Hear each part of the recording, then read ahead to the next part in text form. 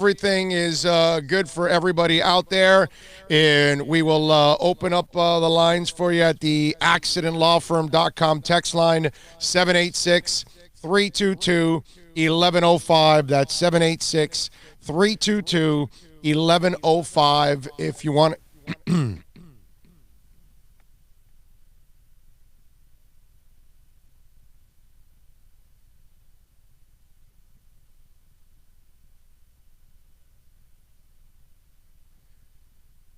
All right, there we go. Okay, now we got it. Now I see it. Now we're on. Now we're live. There's a lot more people at home. Wi-Fi is slow. That's why the publish took so long, sir. Man. Everybody's at home, man.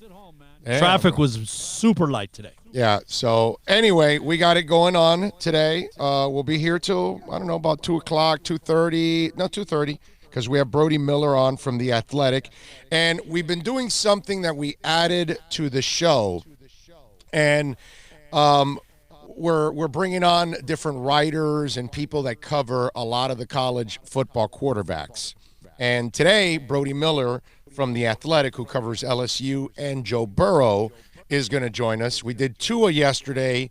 We're doing Burrow today, and we'll continue. By the way, we will have a podcast for you tomorrow. It'll be a short one. It won't be a big one because obviously it's Christmas Day, I don't think. But we've got stuff that goes on Christmas Day and things that will go on overnight and all that kind of stuff. So we may file something for you. I think we'll have something. It won't be much. Not like this. Not like what we do on an everyday basis. But it'll be more like what we do on the weekends when we give you a little something so we can kind of catch up to everything and kind of get forward. So happy holidays to everybody out there. Merry Christmas, Happy Hanukkah, however, whatever it is that you celebrate here during the holiday season. We wish you the best, of course, and you have a safe and great one, and eat a lot of food. Your meal's tomorrow, right? Oh, actually, my parents used to have a monstrous Christmas Eve party and have everybody over, and then actually, Danny Van Allen, there was he was the Santa Claus for the city of Hialeah and would go out with the fire truck and he would paint his red beard white, and he had the crushed velvet. I mean, you'd see him sweating like a pig, obviously, being down here in Miami. Right. He had the sleigh bells to his boots. I mean, authentic. His wife would even dress up as Mrs. Claus, but he would come to the house, and what my parents would do is have every parent bring a kid one toy, nothing major, no competition, just something small, something little that you could get from Santa Claus. Santa Claus would show up at about 11, 10 o'clock and give every kid a gift. And, I mean, shoot, open house, there'd be anywhere from 75 to 150 people go through the house. Right, nice. So Very my parents are used to it being Christmas Eve, and then Christmas morning traditionally, wake up at the crack of dawn first thing and get out there and open gifts, and lucky enough to have so is little the meal nieces. Today for you guys or tomorrow? The meal for us is today. The meat. Well, it's the party spread. But then tomorrow we'll do a breakfast. Right, we'll do a dinner. Yeah, but tonight is a party spread. Okay. An open house. Friends come by and stuff like that. Still. No doubt. All right. I like it. Good stuff. Ian from Brooklyn checking in there on the YouTube channel. As always, we appreciate those of you being locked in and supporting us as always, and we appreciate the numbers again, just absolutely phenomenal on the downloads. We're going to have another record month here, so that's going to be a lot of fun. There is one thing I did not notice here at the house for the decorations, the Metro Rail we haven't even train thing. Because with the little dogs, we have not done all that. Yeah. It's just impossible. They're going to mess with everything, and so we got that big old tree and all that. So we haven't done the Christmas stuff in the last couple of years. Dude, you got that killer monorail, the Disney monorail that goes around the tree. That was so awesome. Well, we got to wipe out the living room in order to build that whole monstrous thing, and we haven't built it in the last couple of years. You know what? Maybe next year I'll build it, and then I'll build some kind of a perimeter that they can't get to or something, and then that way I can keep them out and they won't mess with any of the stuff that's inside because, come on, man, trees and presents and balls and lights and trains, and we have trains and monorails that we put on under the tree, but we haven't done that in years, man. It's been like 4 years, 3 years, 3 or 4 years. Yeah, it's been. So are you guys busting out the roasted pork and all that tonight? Tonight, yes. Tonight we're doing turkey and pork. Wow. Well, because the old lady was traveling You got for to Thanksgiving. Yes. So I told her. Are you going to get your killer beans? Yes. So I told her you weren't here for Thanksgiving. So I require you to make turkey along with the pork, because normally it's a pork night tonight. But I told her, no, I got to have turkey, bro. I got to have turkey. So make me turkey. I'm going to eat very little to no pork today. Mostly turkey, because I'm dying to have that turkey from her. So she's cooking 2 meals for you. Yes. Yeah. Your mother-in-law's pretty awesome, man. Yeah, bro. Well, she has to kind of make up for it. She's screwed up leaving for Thanksgiving. What kind of crap is that? Anyway, we got a lot of things to talk about today on the program. The Heat defeat the Jazz last night, 107-104. Miami improves to 22-8. And an NBA best at home at 13-1, which that is really, really cool to know that the Heat are the best team right now at home in the NBA. That's pretty awesome, man. Hell of a performance. Butler had 20-8, added 2 steals. Bam had 18-12 with 6 assists, 3 steals, 3 blocks. Hero was awesome. I mean, that play with like 7:30 left, that Bam deflects it, and Tyler's able to corral it, then come right down court and nail that 3-pointer and lift Miami and give them the lead, and they were able to obviously hang on and win that game against a really, really good team. Rudy Gobert is a beast. I had Gobert for the first 3 years of my fantasy. 18 points, 20 rebounds, and 5 block shots. He is just a defensive monster. But to watch Derrick Jones Jr. posterize him yesterday, that, my friends, was awesome. Okay? I know that Rudy then got his dunk on Myers Leonard, but it's Myers Leonard. And I like Myers Leonard. Nothing against Myers Leonard, but he's not really there to be there for defense. You know what I'm saying? He's kind of a stretch 5 is what he is more than anything else. He's not really a defensive stud or something along those lines. And so last night was a lot of fun. Ingles was obviously red hot. Not Mike Ingles on the radio for the Miami Heat. No, Joe Ingles for the Utah Jazz, who ended up hitting 7 of 12 shots from three-point range. But, I mean, he's one of the better three-point shooters in the NBA. Well, if you ask Joe Ingles, he will tell you he's the best three-point shooter in the NBA. But anyway, that's a whole different story. That was, I think it was last year with Ingles when that story came out. But anyway, Mitchell did not play well, was not efficient last night. Kind of like our boy Kendrick Nunn. Kendrick shot 5 of 15 last night. It was just Kendrick. We're kind of getting a feel now for Kendrick, right? Kendrick is that guy that is going to be a little bit of a wild card. You don't know what you're going to get from night to night. You know you're going to get great effort. It's not going to affect his defense. He's going to get steals. He's going to get assists. He'll try to rebound. He'll do everything else. The good thing about Kendrick is that when he's not shooting at a high clip, he will at least produce in every other category pretty much for you.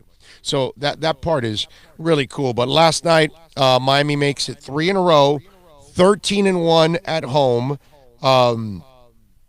Adebayo just with one of the, hustle play after hustle play after hustle play last night. And, we talked about it yesterday with Spo. He's got to be right now the leading candidate for Rookie of the Year. Last night when I was on Sirius, I had Rashad Phillips, the NBA analyst for Fox Sports, on, and we talked a little Heat last night, and he agreed with me that right now Spo is probably your leading candidate for NBA Coach of the Year. I mean, you can't say enough about what he's doing, how young they are to be this successful as young as they are, it's pretty awesome. It really is. And last night was just another example why you as a Heat fan, you're pretty blessed. It's great to have what's it called? It's great to have Mickey Harrison as an owner. It's fantastic to have Pat Riley as the leading executive of this team. But let me tell you something. Spo is the perfect guy for your not just your head coach, but this NBA. He really understands. I think overall he understands this sport and where it's at, because he had the vision years ago with the big three to kind of go positionless and not necessarily focus in on the center. And in a way, we've talked about this before, Riley's decision with Whiteside kind of set him back, because Whiteside, see, he didn't have the vision of Spo. And Riley failed there and set him back and gave him a guy that doesn't belong in this league. That, yeah, you can use him, but he's not really ideal for what you need in this NBA. Bam is exactly what you need.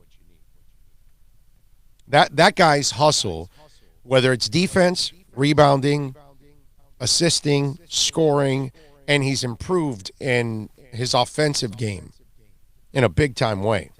So it's been a real pleasure to watch this Heat team, and I think we're all shocked, aren't we? I mean, in the end, that's kind of what it is. We're all shocked that, holy crap, this is actually going on. This team is legit. This is not 31-10 fluke. You know what I'm saying? And that's because we're watching quality win after quality win after quality win. And that's where you start to say, okay, example.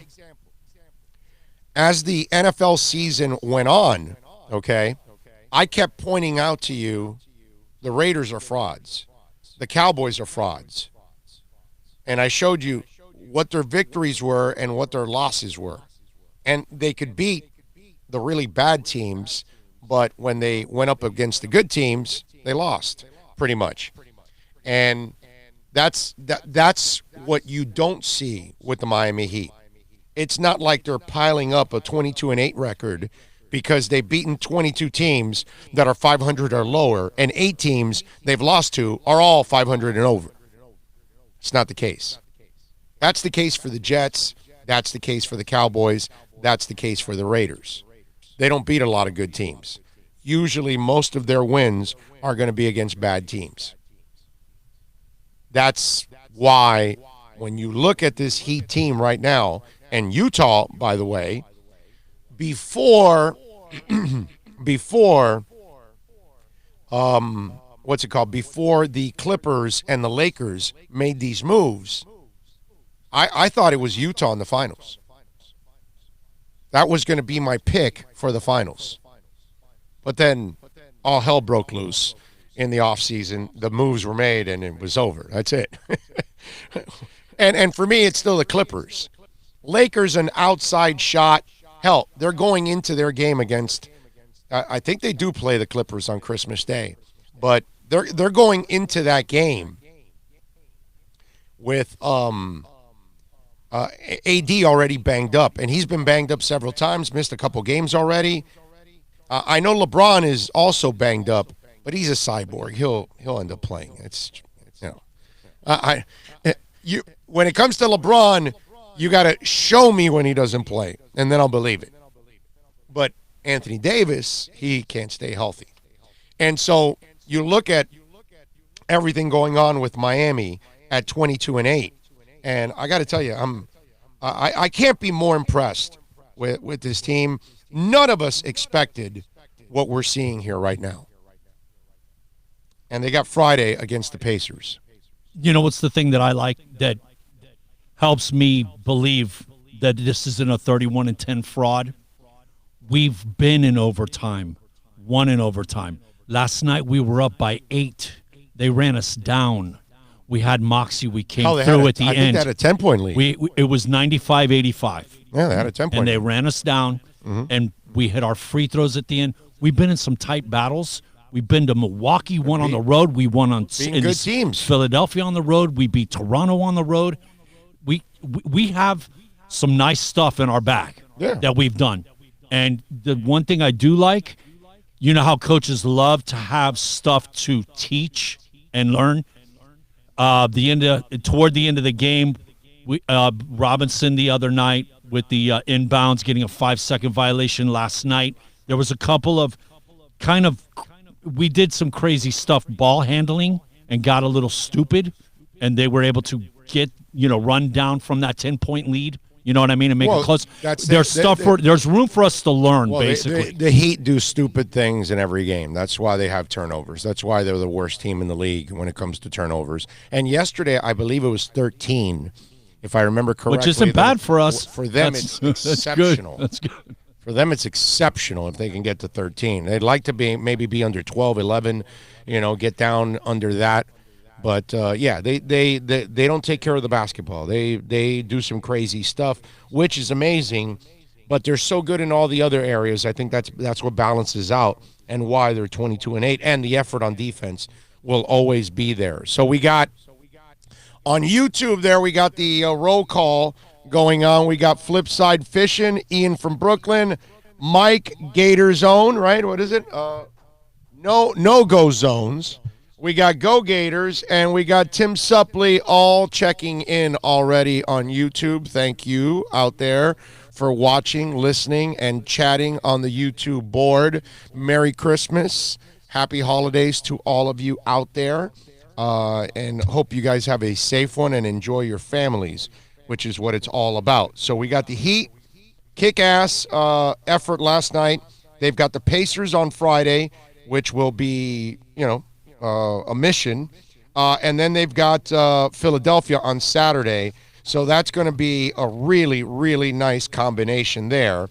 And we do want to remind you that the show is brought to you by Moody's Dental. Yes, sir, the implant and Invisalign experts. I've got my Invisaligns on right now, and you want to call, man. Eric, listen, if you're having issues with your teeth, you need a crown, you need to get a cavity filled, you need to clean your teeth, and you want somebody that knows how to, a family that knows how to do it the right way. The Moody's family is there for you at Moody's Dental, and great people there. State-of-the-art equipment. That's the stuff that's going to freak you out. Call them, 305-821-0231. Follow them on Facebook, Instagram, and Twitter at Moody's Dental. All right. Last night, we went 2-2 in the NBA picks, 6-0, 2-3, and 2-2 now. So we're 15-5. We've got a couple of games on the slate because, remember, Christmas Day is the big day in the NBA. So tonight, let's see what we got going on tonight. I don't think there's any games tonight, is there? For Christmas. I don't want tomorrow. Yeah, I don't want to lay out tonight they do it on Christmas. So I want to kind of get the picks out of the way because I'm not sure I'm going to do it tomorrow, and it's Christmas, and people start early. The games what do they got, 4 or 5 games? They start like at 11, 12 o'clock. Right. So, and it's one after another after another after another. So I figure that I would give you my picks today for Christmas Day. And we've got a couple of really good matchups, by the way, for Christmas Day. Like I told you, Clippers and Lakers are going to play, and the Lakers are a little banged up, obviously. Shocker, AD. Anyway, first, let's start off with Boston and Toronto. Okay, remember, everybody's off because they're not playing today. Today's their Christmas. Today they meet with their families and do the exchanging of the gifts and all that good stuff. Unless, I guess, you're a home team on Christmas Day, you can all wake up early, get your gifts, and then you can get the hell out and go to your arena and play your game, right? I would imagine that at least half the league that is playing on Christmas Day, which is only 5 games anyway, they are at least being able to exchange their gifts. All right, so far, this is the opening line that I have right now. Boston favored by 2.5 against Toronto. And this is going to be an exceptional game. Toronto has been absolutely phenomenal this season. You talk about Toronto without Kawhi. The Pacers right now are still without Oladipo. And then the Miami Heat, who it's only Jimmy Butler. Those are the top three surprises in the Eastern Conference. That Toronto is this good. They're the 4th seed overall right now at 21-9. Miami is 22-8, the 3rd seed in the conference, and Indiana's the 6th seed at 21-10. 1.5 games separate all three of those teams. Philadelphia is sandwiched in between because they're right there behind Toronto and right in front of Indiana. So, it's amazing. It really is. And it's great stories. They really are. So, Boston, we all know, is loaded with talent, and they're more balanced now. Kemba really, instead of having the flake that is Kyrie, Kemba really brings a lot of balance to it. So, Boston is favored on the road. Now, the Celtics, by the way, are 8-6 on the road, and Toronto is 13-3 at home. So this is a pretty interesting matchup. But what I do like about this matchup is the offense. Okay? The over and under here is 213.5. And I think they're going to actually go over on this one. And that's the one that I'm actually comfortable with. 213.5, Boston and Toronto go with the over.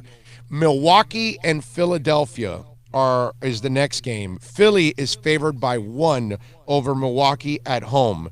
And the over and under is 225.5. Ladies and gentlemen, Philadelphia, I think, got exposed by Miami with that 2-3 zone defense. I think a lot of teams are going to see that and say, hey, you know what? We don't believe Philadelphia has enough shooting. They're going to have to prove it to us. But you know who has enough shooting? Milwaukee. Guess what they also added? Giannis. He now shoots threes. Holy crap. I'm going Milwaukee +1 on the road at Philadelphia. Give it to me, baby. All right, third game. This one's a sleeper. It's Houston favored by 10 at Golden State. We all know where Golden State is at. It's one of the worst teams in the league. They've got all those injuries. Even if they had their guys, it'd be at least an entertaining game, but they wouldn't be a great team either. But overall, I'm going to go right now. I'm going to actually go with the Houston Rockets on the road on a Christmas day. I expect Harden to light them up like a Christmas tree, lay the 10, go with the Rockets. The next game, which is clearly the marquee game of the night, is the Clippers and the Lakers. Lakers are favored by 1 at home. And for those of you that don't know, the Lakers own the top seed in the conference right now at 24-6. The Clippers are 3 games back at 22-10. Now, the Clippers have more paced themselves. The Lakers have been kind of balls out from the get-go. I got to tell you something. In this game, knowing that AD's kind of banged up, and so is LeBron, and that the Clippers have the better team, and it's really a road game, but only by name. And, of course, the fan bases will be more Lakers. But you play in the same building. You play on the same court. So it's not like you have an advantage over the feel of the court or anything like that. I'm going with the road dog. I'm going Clippers +1 in this one. Take the Clip jobs. All right, New Orleans and Denver. Now, I would imagine that when the NBA made this schedule, they thought, of course, that Zion Williamson would be playing on Christmas Day against the Denver Nuggets, right?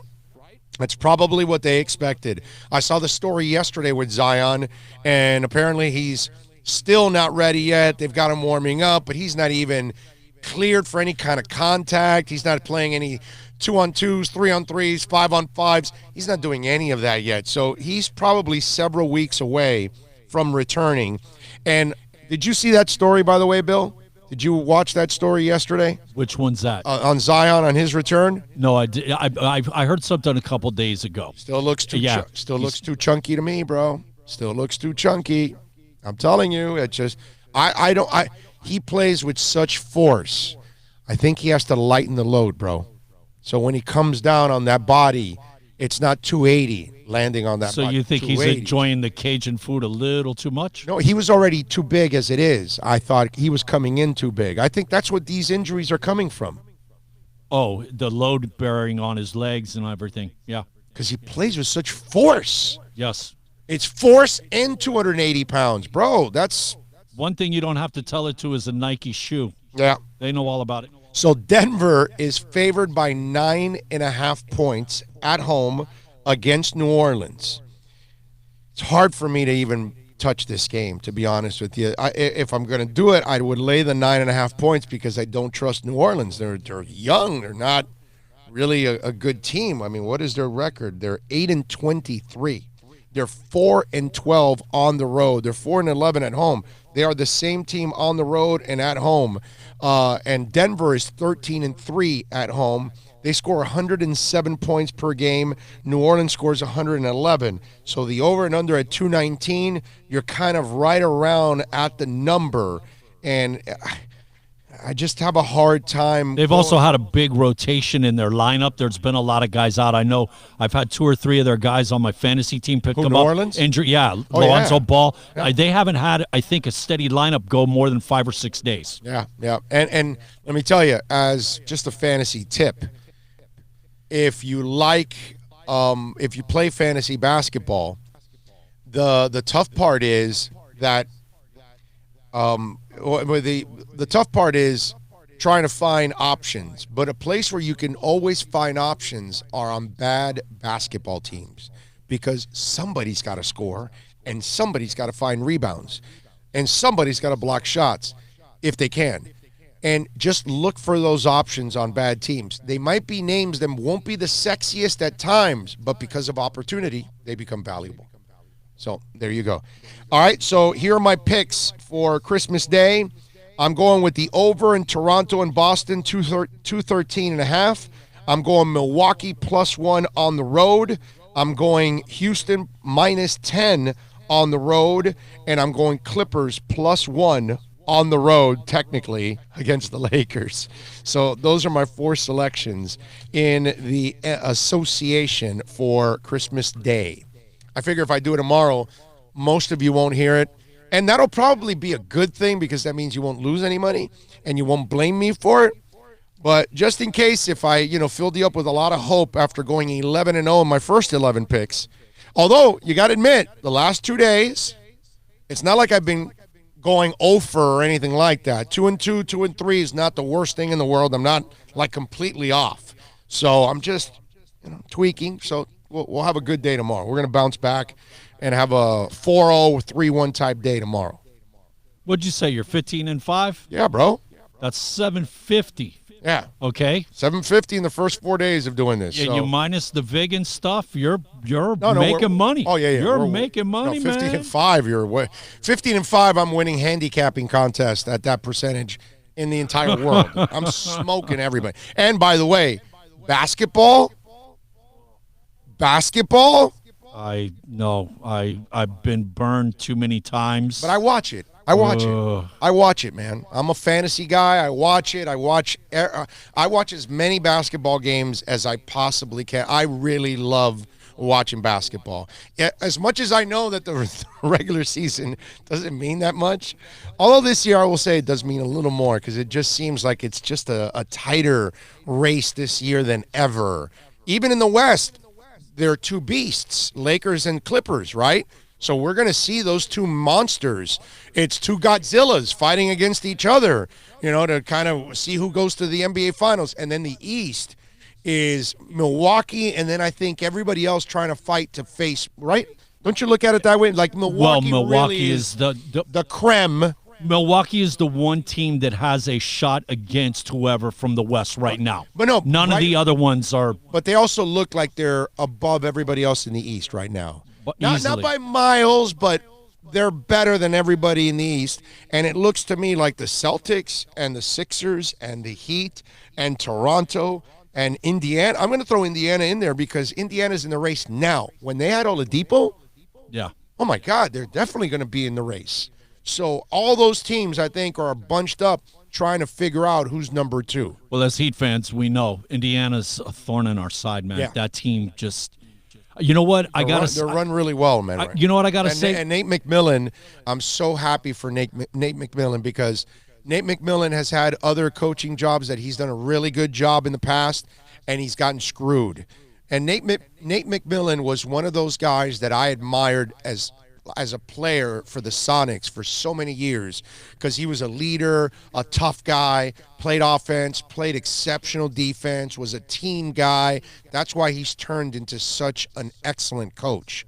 And he has gotten screwed, okay, many times over. And I'm happy that he's getting this opportunity and he's proving to people that he's a badass coach because he's without his best player and he's got the Pacers balling right now at 21-10. They're 7-3 in their last 10 games, man.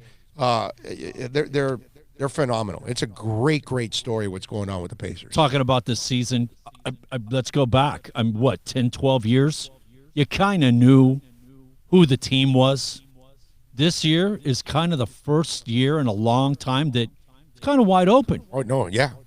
It is more wide open than it's ever been because is what we talked about the other day. The 3, yes, we're down to 2s now. Right. Yep. Nobody has 3 superstars anymore. It's like the superstars have been smeared. It's not stacked in certain spots. It's been smeared and spread throughout the league. And to their credit, they ended up making their sport better now because there's more drama, there's more intrigue, there's more question, there's more, debate. Which we never have debates in the NBA. What are you talking about? It's going to be the bad boys. What are you going to talk about? Oh, dude, it's San Antonio. What are you talking about? Dude, it's going to be Michael. What are you talking about? Oh, it's Magic or Bird. What are you talking about, dude? It's going to be Kobe and Shaq. What are you talking about? It's going to be Golden State. What are you talking about? It's the big 3. The Bulls need a rebounder. Did I cover our last 40 years of existence? That's like 40 years. All right? So that's been the NBA.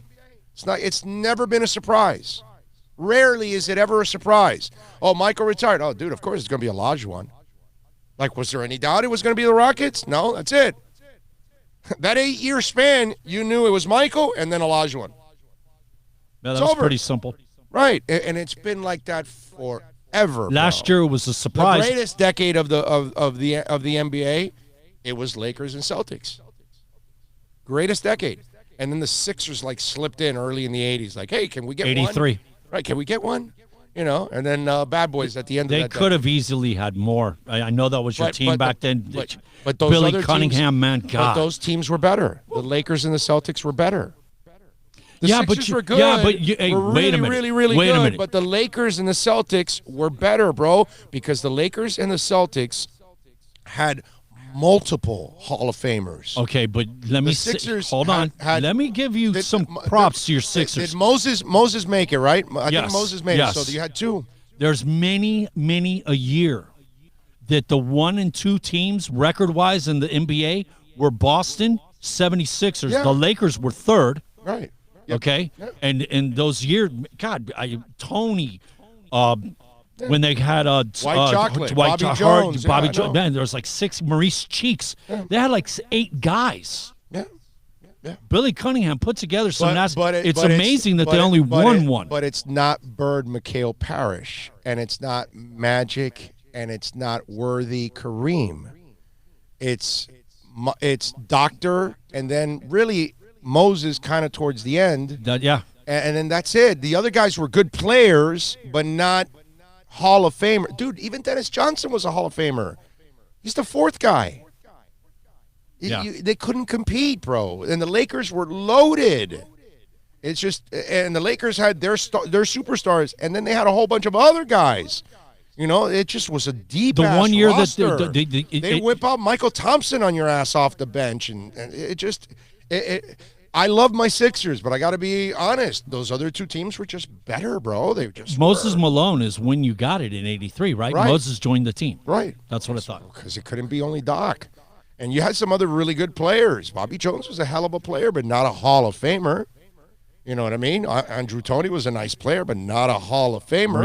Maurice Cheeks is the one that actually, for me, is did he make it to the Hall? Because I think he was the borderline guy. He was, to me, man, his defense, I probably would have put him in the Hall. But again, just those Celtics and Laker teams were The way he so played good, D, he was like a preview of Joe Dumars later. You know what I mean? Sixers were good, were really, really good. Lakers and Celtics were legendary. They were just, great franchises. That's why they're royalty in this league, and the Sixers are not. Lakers and Celtics are the royalty of the NBA because of what they've accomplished in their entire existence, and they continue to be relevant, and that's a tribute to them overall.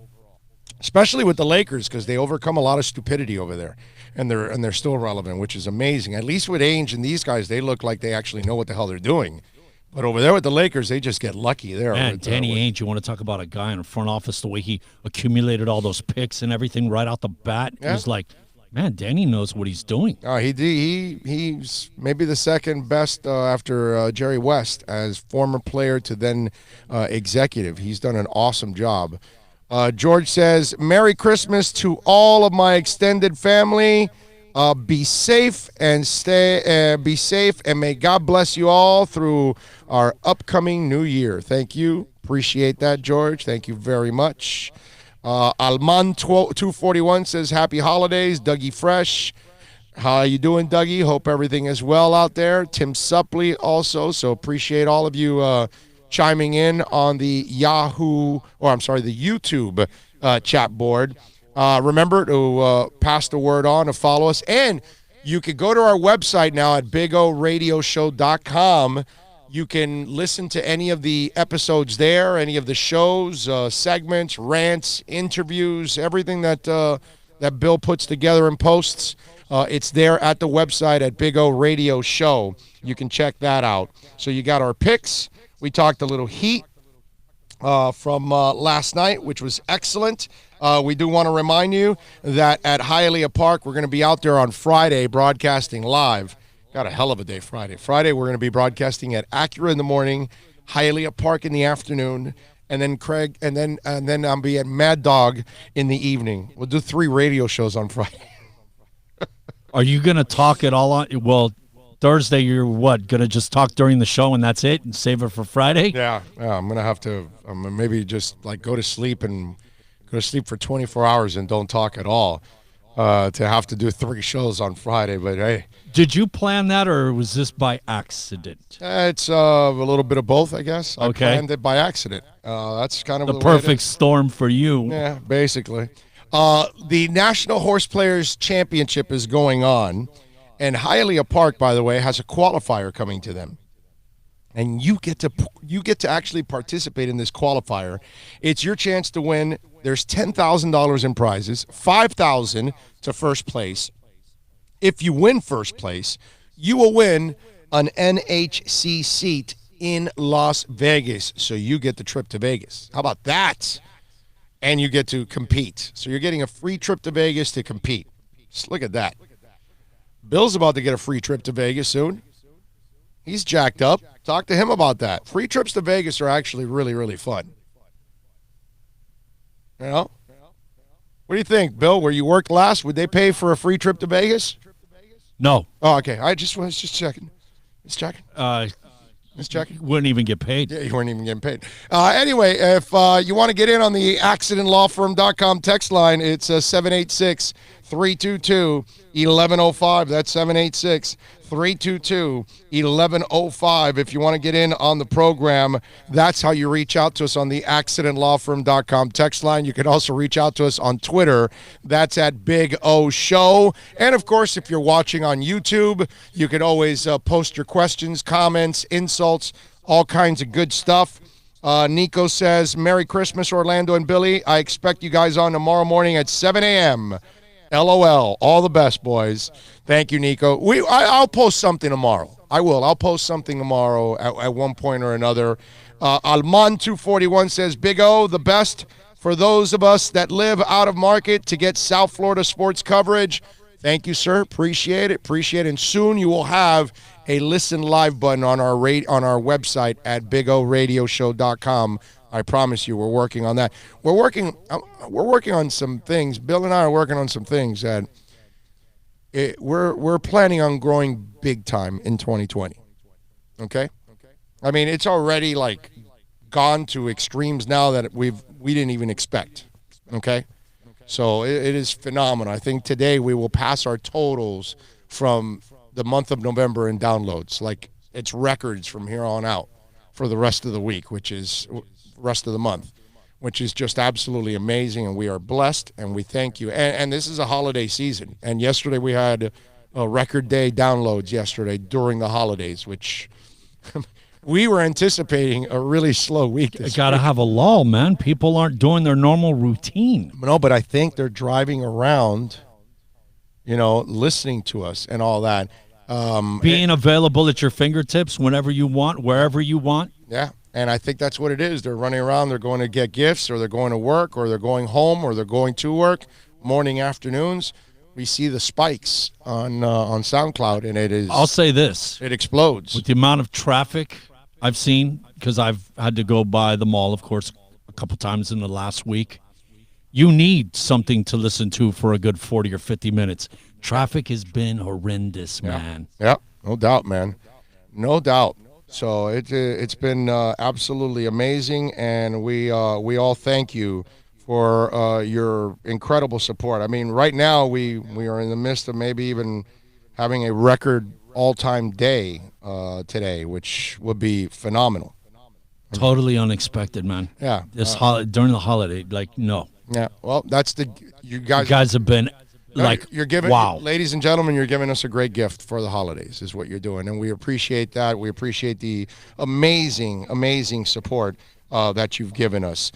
So remember, go to hialeahpark.com and check it out if you want to become, you want to get into the National Horse Players Championship. That thing sounds really cool. I mean, like literally that day, you got to know your stuff. You walk out with five. Well, what is it that Steve said? They're paying to like the fourth or fifth spot. Fourth spot. $1,000 for the. So you don't even have to be win, play, show. Yeah. You're on the outside looking in. Yep. Fourth spot, just outside, and you get money. Yep. But walking away that day, you win $5,000.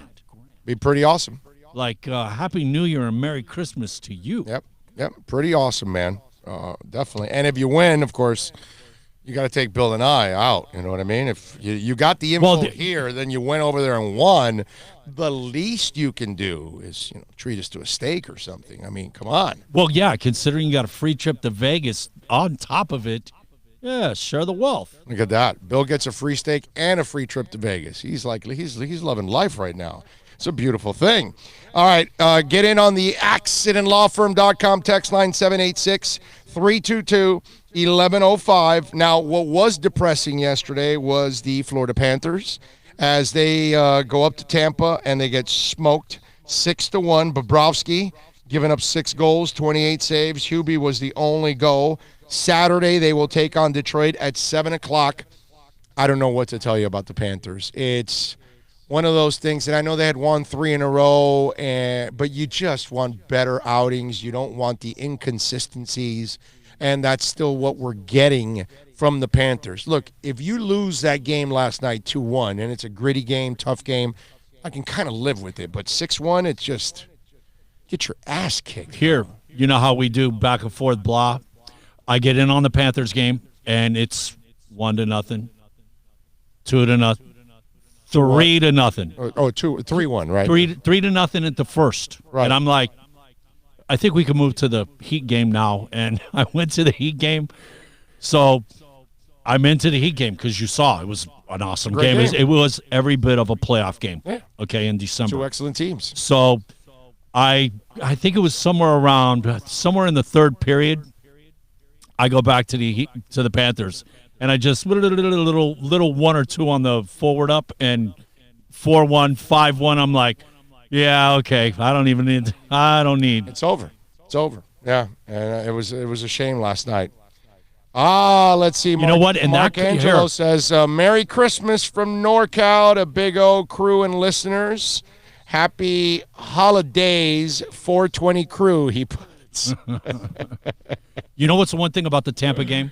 That was the last time we played. We've already played 4 times. Yeah. That's it. And we end the season 1-3. Yeah. It was the second game of the season after they beat us over there that we got them. Yeah, the back-to-back. And actually, two of the three losses, we didn't look very good. Obviously, the last one was 2-1, but last night, man, we might as well have not even showed up. They break your heart, man. It's tough. This team is just one of those teams that you just cannot trust yet. They have not earned it. They're not the kind of team that you could feel like the Heat. If you're like me and you're watching, or like Bill or anybody out there, and you like both teams because you're a hometown person, you like all the hometown teams, and you watch the Panthers, there's one mood. And then you switch over to the Heat, and then there's another mood. And they're two polar opposites, because with the Panthers, you don't know what you're getting. You're kind of like nervous. You're not really confident, and you're kind of bracing yourself for bad news. Whereas with the Miami Heat, you're like excited. You're like, okay, what's next? Like, who's going to show up? Like, who's stepping up? It's a whole different atmosphere, a whole different vibe when you watch the Heat. You notice it when you change from one to another. That's it. The emotions take over, and it's usually good stuff. You feel really good about what you're watching because you have confidence in it. And it's kind of like what we're watching with Devontae Parker. Devontae was breaking down. His body was, constantly injured. Obviously kills your confidence because you can't go achieve what you think in your mind you can. Now you got a confident guy.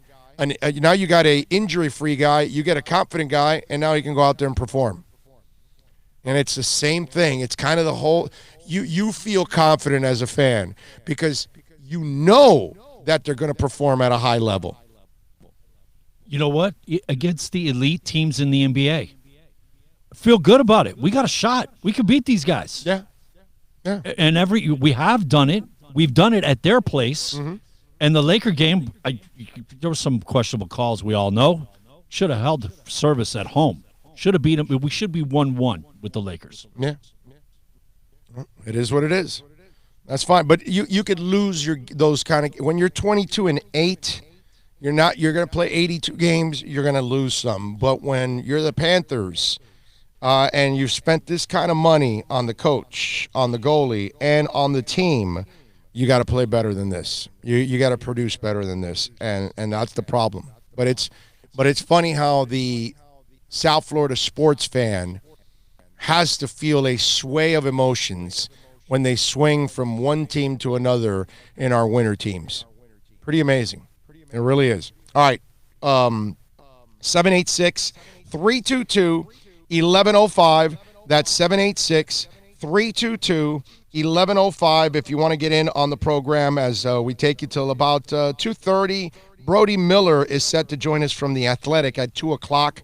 As I told you guys, we're going to do a little feature every day here on the program. I don't know about tomorrow because tomorrow's Christmas, so maybe we'll skip that day. But Thursday and Friday we'll pick up on it. And we're trying to go to check out most of the drafted quarterbacks this year. The guys that I think are, targets and pretty much relevant to what we're looking for as a Miami Dolphin fan. And we're going to try to talk to beat writers as much as possible, the people that are around these guys on an everyday basis. Brody Miller from The Athletic covers LSU.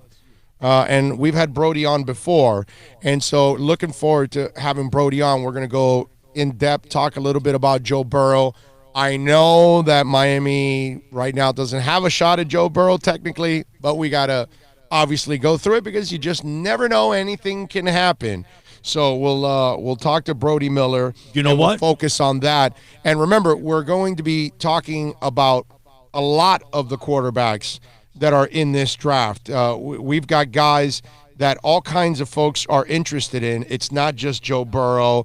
It's not just Tua, because we did Tua yesterday. And if you get an opportunity, go to our website, and you can go to the website at Big O Radio Show, or, of course, you can download it. Martin Houston was excellent yesterday from Tuscaloosa talking about Tua. So we'll have Burrow today. We'll get somebody from Oregon to talk about Herbert. We'll get somebody from Georgia to talk about Fromm.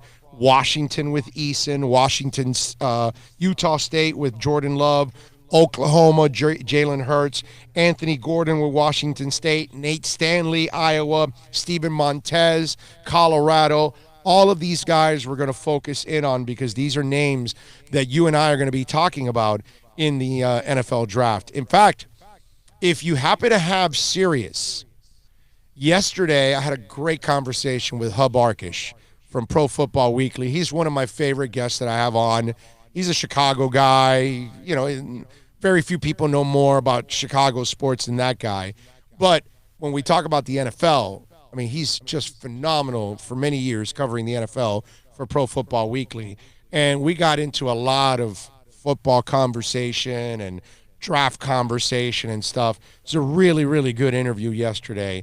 As always, with Hub, you can get into it. So if you have an opportunity, if you have Sirius, Mad Dog Radio, download that show yesterday. We had Bobby Belt, who talked a little bit about the Cowboys. We had Hub Arkish talking NFL and Pro Football Weekly. We did a little Bears talk with him, too. And we had Rashad Phillips talking a little NBA, and he was really, really impressed with the Miami Heat. So those were really, really good interviews yesterday on Sirius Radio. You actually talked about my Bears. What were you talking about? Trubisky's not going to be the quarterback there, hopefully next year? If I'm gonna Is that it? If you're going to have Hub Arkish on, yeah, and you don't ask about the Bears, you're an idiot. You know what I mean? It's not that I'm a Bears fan, but I'm on national radio, and I'm sure thousands of Bears fans are like, oh, dude, you have Hub Arkish on. Ask him about my Bears. And I did. I had to ask about the Bears. So, yeah, of course. Trubisky's got to go. Dude, it's Hub Arkish. Freaking legend. You know, at least for me, he's a legend, and he's one of those guys that I have a ton of admiration for. You know what's the last time we had Bodie Miller on, by the way? When? Was the day before the Alabama-LSU game. Oh, okay. Well, that makes a lot of sense. And he was saying that, you know, he didn't feel real confident about his team. Yeah. So maybe mention that. You got to be walking on a cloud right now, feeling a little happy. Mm-hmm. Well, I mean, they're the best team in the country. Oh, Devontae is top 10 in almost every category. His only low numbers are yak, which is very low. But could this be why he is healthier? Go up for the ball and come down with it. Job done. No, I think that's just by chance the way things have worked out because he's leaping up in the air. So, you know, you really don't land a lot of times and start running. You usually land on the floor because you're rolling around and you're fighting for the football with another guy. So I think it's just one of those things. The best part is that Devontae Parker's turning into a number one wide receiver, an absolute stud. And maybe he is a top 10 wide receiver in the NFL, period, next year. Okay? This year he showed you the flashes. Now next year, remember, you start to get a better offensive line. You get a better running back. You get a better running game. Then all of a sudden the safety has to cheat up a little bit. That opens up the field a little bit more. It turns into more one-on-ones out there. When Gesicki grows a little bit more, like he now grew this year, now what we want next year is the arrival of Gesicki. You had the arrival of Devontae Parker this year now, finally. We had improvement from Gesicki. Now he arrives next year. So if he becomes a threat next year, big time, then he works the middle of the field. That's going to allow Devontae to be a much better player, get more one-on-ones, and you'll see the yak open up. Because if you've got a running game, you got an offensive line, you got a quarterback that you fear, and a tight end that you fear, right now, what do you fear? Only Devontae Parker. That's the only guy, when they roll the film, hey, Gesicki's making a couple plays. Yeah, the Patrick Laird kid will catch a couple passes. Yeah, Isaiah Ford's doing a nice little job. But, dude, you see that guy Parker, that number 11? That's the guy we got to stop.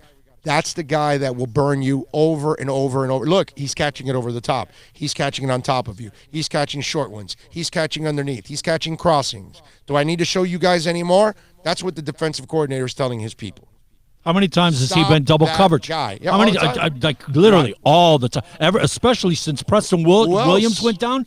Man, it's double coverage almost every play. And then you add Preston Williams to the mix. If he comes back and builds on what he did, Devontae Parker, that yak number will start to go up. But for now, if you're double teamed, then if you're in the air fighting, you're not going to get a lot of yak because you're the only guy that they fear on the team right now.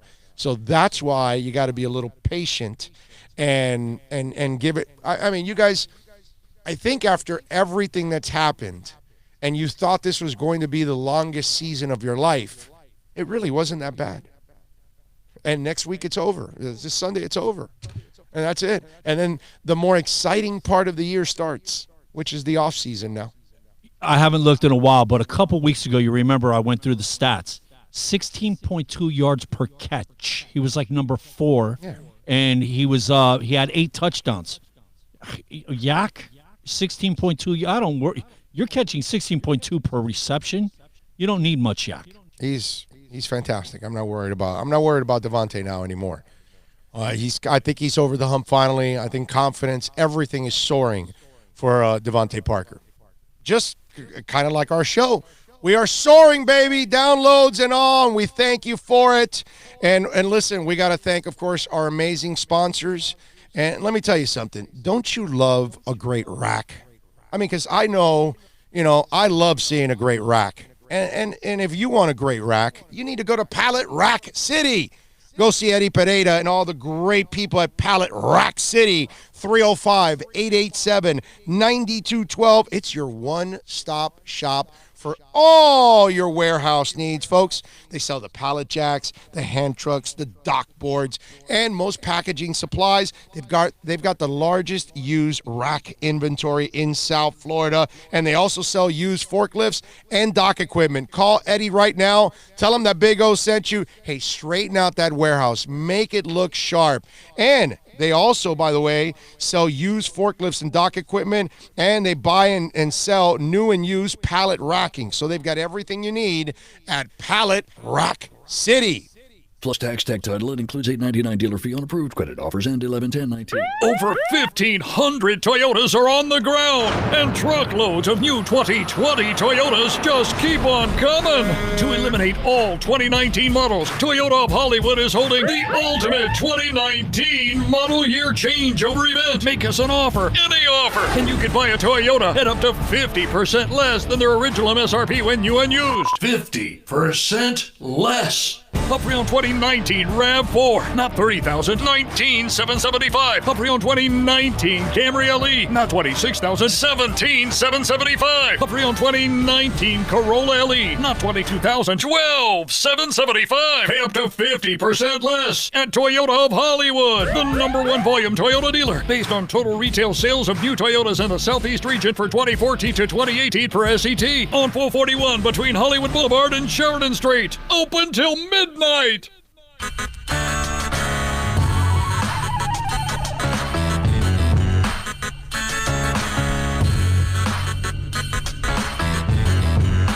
This is the Big O Show. This is the Big O Show. This is the Big O Show.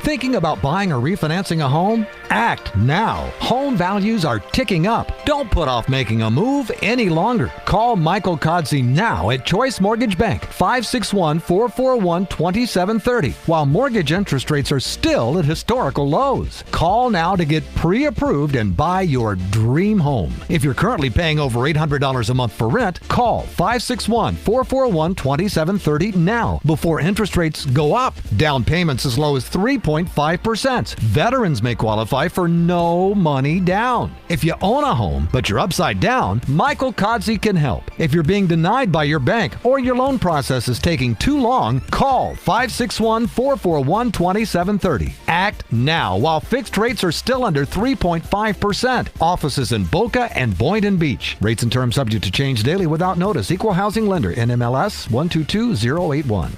No one expects to get into a crash, but I expect you to go to accidentlawfirm.com if you do. Make sure when hiring a driver, you go through a rideshare app so that you can be covered by the insurance, which can be up to $1 million whether you're a passenger or a driver. In other words, don't try to save a few bucks by paying cash instead of going through the app. I'm attorney Bobby Nunez from Nunez Law in Miami, and we're here to help you through the process. Go to accidentlawfirm.com for a free consultation from me, Bobby Nunez. That's accidentlawfirm.com.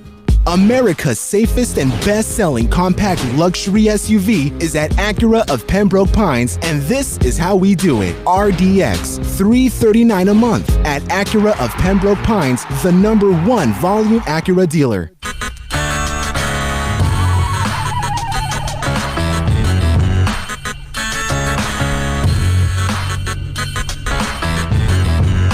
This is the Big O Show. This is the Big O Show. This is the Big O Show.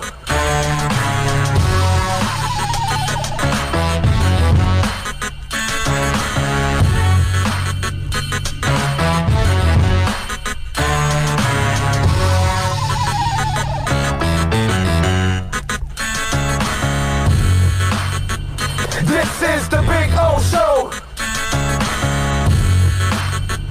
This is the Big O Show.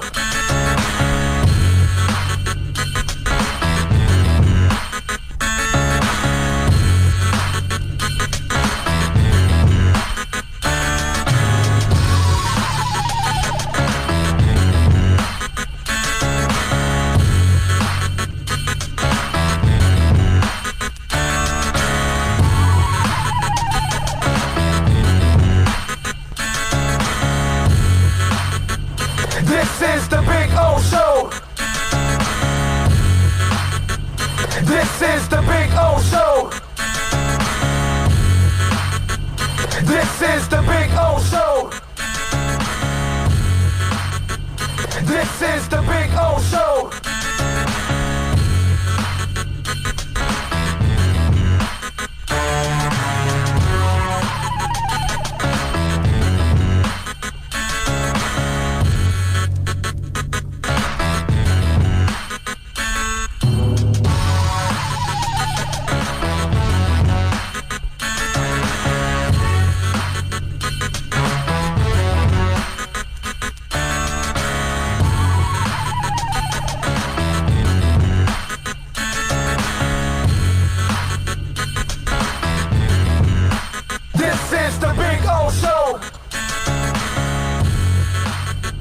This is the Big O Show. This is the Big O Show. This is the Big O Show.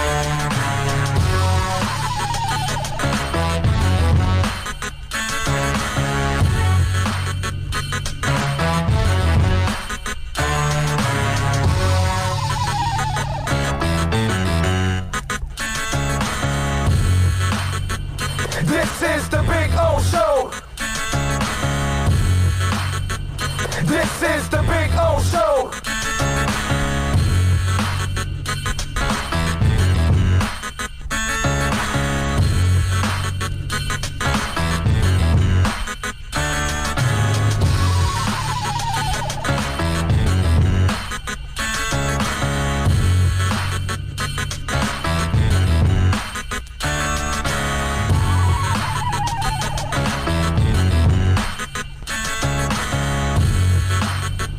This is the Big O Show. This is the Big O Show. This is the Big O Show. This is the Big O Show.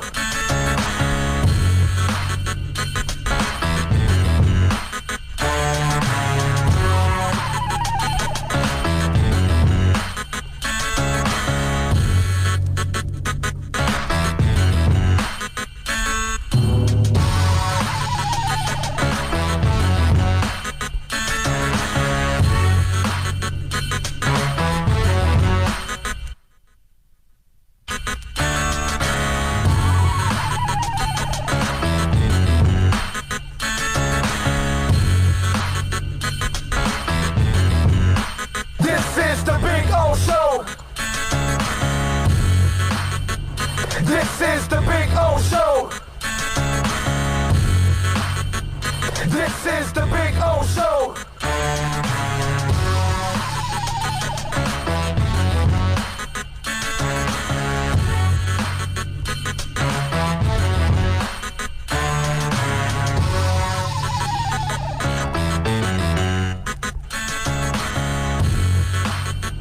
This is the Big O Show. All right, welcome back. We're going to start off hour number 2 here on the program. Had to take a little break there. If you want to get in on the accidentlawfirm.com text. Hey, I talked for an hour straight, okay? You didn't bring me a bottle of water, man. Oh, I should have done Dude. that. Sorry. My You're bad. killing me, Holmes. You're killing me. My bad. I was just You don't see me over here like a cactus, bro? Parched? talking with the wife and the dogs, and Yeah, I heard that. Yes. I heard that. you know, that's what I had to do. So we were taking care of Sneaky little critters. we were taking care of life and all kinds of other things. Anyway, if you want to reach out to us on the accidentlawfirm.com text line, it's 786-322-1105. Now, the order of the draft is out after last night's game. The official order is Cincinnati has the number 1 pick in the draft. Washington has the number 2 pick in the draft. Strength of schedule 498. Detroit is number 3 with the pick in the draft at a 506 strength of schedule, but they're 3-11-1. The Giants are 4th in the draft at 4-11 and a 471 strength of schedule. The Dolphins are 5th in the draft at 4-11 and a 492 strength of schedule. Jacksonville 6th at 5-10 at 483 their strength of schedule. Chargers are 5-10.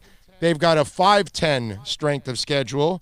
The Chargers went from having one of the best rosters in the NFL last year, and then they started. Remember the Verrett injury early in minicamp last year, and then it just kept going. Not last year, this year, earlier this year, because they're still not into next year, but early in the offseason. In one of their mini camps, they lost their starting corner, and then it started, and they kept losing players, and it took a toll on the Chargers this year. Plus, Phillip got old, and so it almost becomes a blessing in disguise for them at 7, because that's the team that I can see drafting Justin Herbert. Right?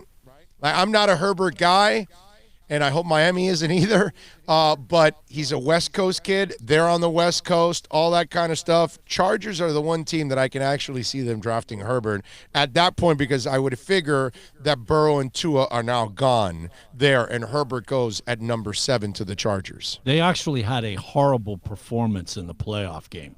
They looked bad. Remember that? Who, the Chargers? They did nothing on offense. Yeah. Nothing. Yeah, and Jacksonville's the other one, obviously. They need a quarterback. I doubt they're going to, give the reins to the porn star, but they may. Carolina, they may need a quarterback too, and they're 5-10 with a 548 strength of schedule. Arizona 5-9-1, 531 strength of schedule. That they're not going to go for a quarterback. They got their guy in Kyler Murray, and the Jets and Adam Gase are number 10 in the draft right now with their 6-9 schedule and a 475 strength of schedule. There you go. About that, Miami has actually played a more difficult schedule than the Jets.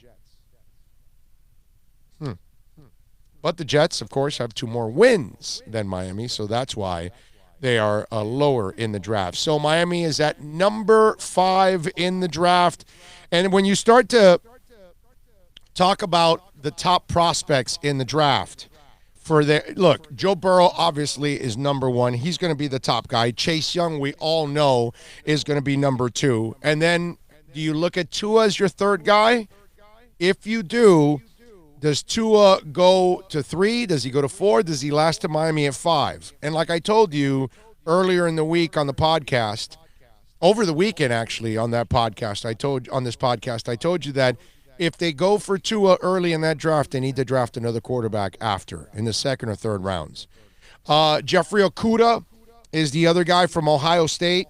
The cornerback, Tristan Wirfs, the offensive tackle from Iowa, is now going to be another guy. CeeDee Lamb, the Oklahoma wide receiver. Isaiah Simmons, the outside linebacker from Clemson. These are all the guys that are going to be in that area. Derek Brown, the Auburn defensive tackle, Jedrick Willis, the Alabama offensive tackle. All of these kind of guys. Andrew Thomas from Georgia is another guy that is going to be there. So there's a lot of guys that are going to be in that area of top 5. And the good thing is, here's where I don't want you to get all disappointed, Dolph fans. Okay? All these guys I mentioned can probably end up starting for Miami. And whether it's a cornerback, if you want to get Okudah and you want to put him opposite of X, then if you can't get, let's say you're not going to get Chase Young, right? But the pass rushers you do have, you want to make them better? Okay, then go get the shutdown corner and then put X and him outside, and then your pass rush immediately becomes better as it is. And you already have a guy that can cover tight ends in Eric Rowe, and you have Bobby McCain, who's a good slot guy. So all of a sudden now your secondary starts to take shape and really helps your front 7. So, okay, you can get Young now, right? So you're the Gross Matos kid from Penn State. Another guy, a defensive end, and he's got size. That kid is 6'5", like 270. He's got the frame that you can add another 20, 30 pounds on it and make him an end. That's probably what you could do with a guy like that and put him as an end. Because in a 3-4 end, you can't be 260, 270. You've got to be somewhere in the 290s. You'd like to have 290, 300. You'd like to be a big man so you can, hold the edge. So there are options for Miami. They don't have to reach for anything whatsoever. That's the beauty of having the 3 first-rounders. Now you can kind of play with it because you know what's going to happen in the draft. But as you all know, the draft order now, Miami is picking number 5. All right, let me tell you about Choice Mortgage Bank. And folks, state rates right now under 3.5%. Call Michael Codsey right now. He'll pick up the phone right this second. 561-441-2730. Tell them that I sent you, and trust me, they're going to take care of you. And when you talk to Michael and you compare the human being, the service, that's what's going to separate him from everything else. I'm telling you, he's going to make a great deal for you, put your family in a much better place so you can pay your bills, give you great guidance, great advice. Call Michael Codsey and tell him that Big O sent you. That's really important that you tell him that I sent you because he will take care of you. 561-441-2730. All right. Dolphins. Let's get into a little Dolphins talk here. Well, we did do a little Dolphins talk with the draft. But, yes? Just 1 second. I've been noticing that the thing's been flickering in and out. Obviously, a lot of people at home, whatnot. But the Wi-Fi's coming back pretty quick. So you guys, if it goes away, hang in there. I've seen it's within seconds. It's within seconds. It's been fine here. I haven't seen it. No, over here on the control, it says we've lost it, but it's back within seconds, man. It's within seconds. Devontae is top 10. I would agree with you there. If you think he's top 10. As somebody put here on the accidentlawfirm.com text line. And by the way, you can always reach out to us on the accidentlawfirm.com text line at 786-322-1105. One guy says, please stop with the Tua talk. It's turning into QAM and Omar Kelly clown show. Hey, man, we're going to talk about all the quarterbacks, and Tua is part of it, okay? And we certainly don't sound like QAM. So that, my friend, you are dead wrong on that. Steven Montez has been invited to the Senior Bowl. Raw but cannon arm. Yeah, I know. And we're going to be looking at Steven Montez. That's another guy. I know. I get to talk to some folks. I just want to see him personally. That's what I'm looking forward to. That over those east. Yeah, about 10. Because usually it's 3 on each side, east, west, and north and south, for at least 3. So yeah, I would say about 10 or more that we'll get to see over the next 2 weeks, and then we can give you kind of an assessment. And remember, we plan on having a lot of those quarterbacks on the show too. So we'll be able to talk to them. The Dolphins yesterday claimed Samanji Pirine off waivers from Cincinnati's practice squad. a fourth-round pick of the Redskins in 2017. This is a kid that's actually had some success. He's had a couple of decent days with the Washington Redskins. In fact, if you're a fantasy player, you might have picked up Samanji P. Ryan on a desperation for a week or something in the last couple of years since he came out in the draft. Now, this is obviously to get by, and I don't know if they want him for next year and have another running back for training camp, but I'm not going to look at Samanji P. Ryan like there's some potential of being a starter here at the moment. He's going to have to show me a lot before I even think that. But it's nothing, not a big move or anything along those lines. At least I don't expect it to be. Dolphins close out the season, obviously, on Sunday against the Patriots. I read Armando Salguero's story talking about Charles Harris and Taco Charlton not playing. And I thought it was an excellent article. I thought he made a lot of good points there, and I would agree with most of it.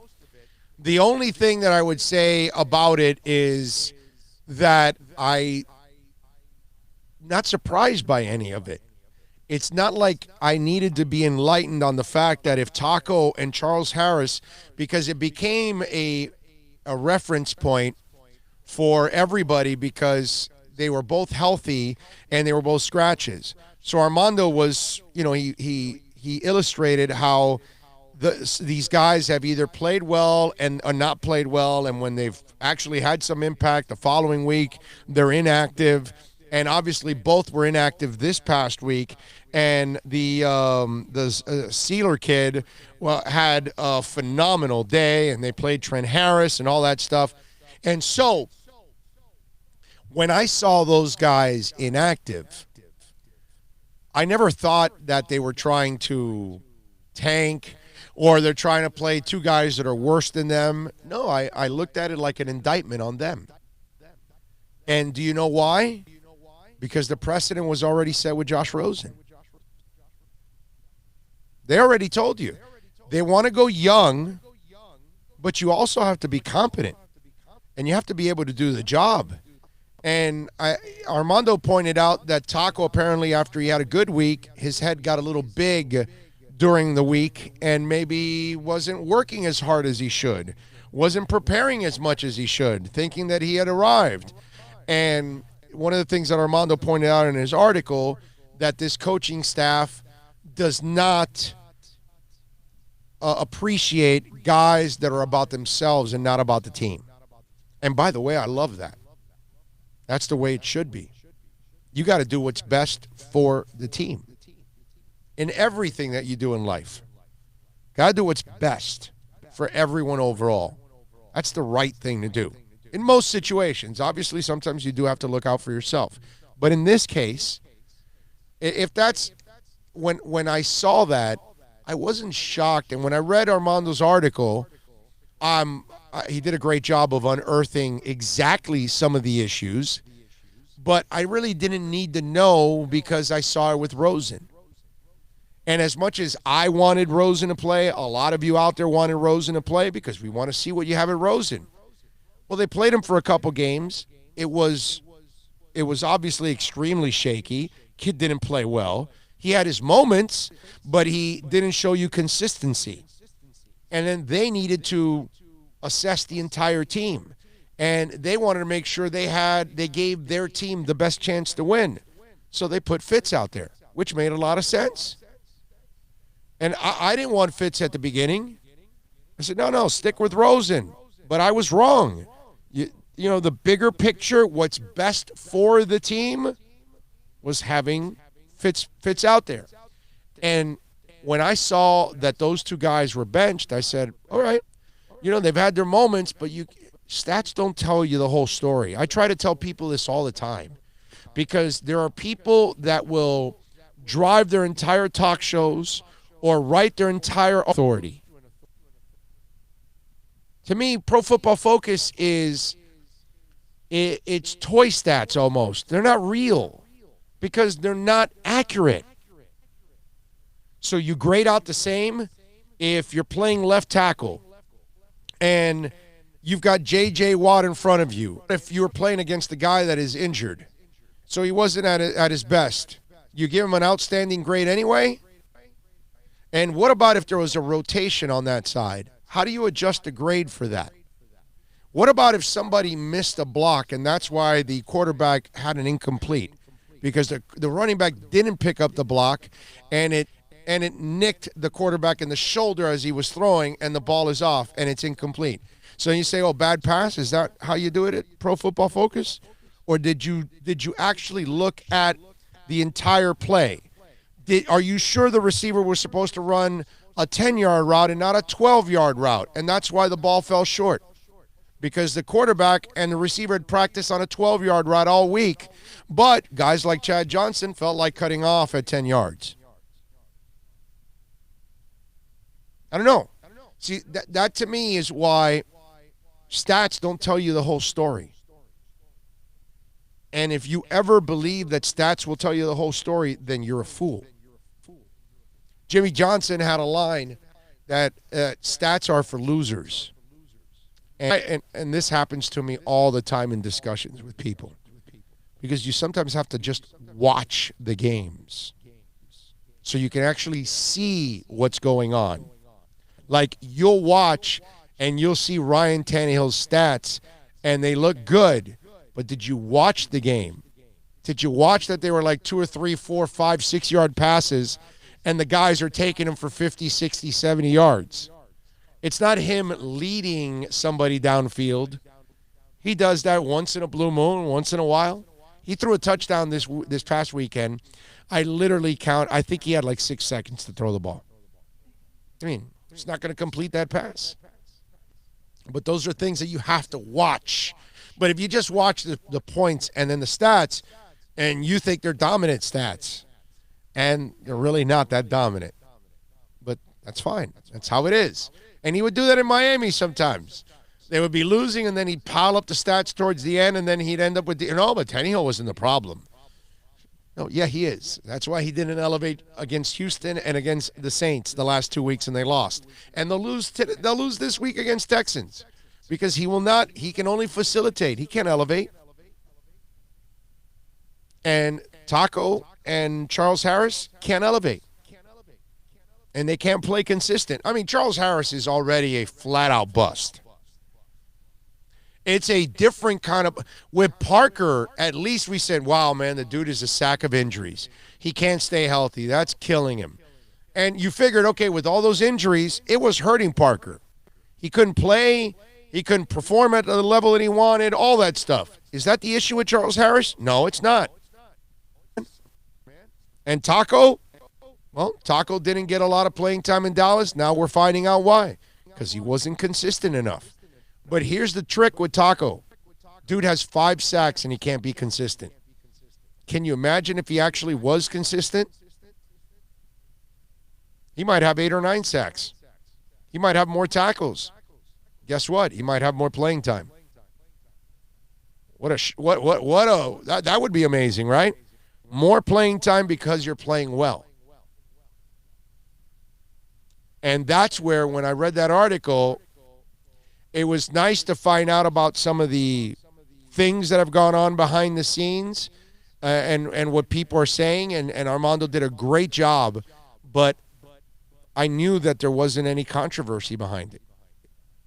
I knew that there was no tanking or anything weird. No, dude, you're not playing because that's how this coaching staff is.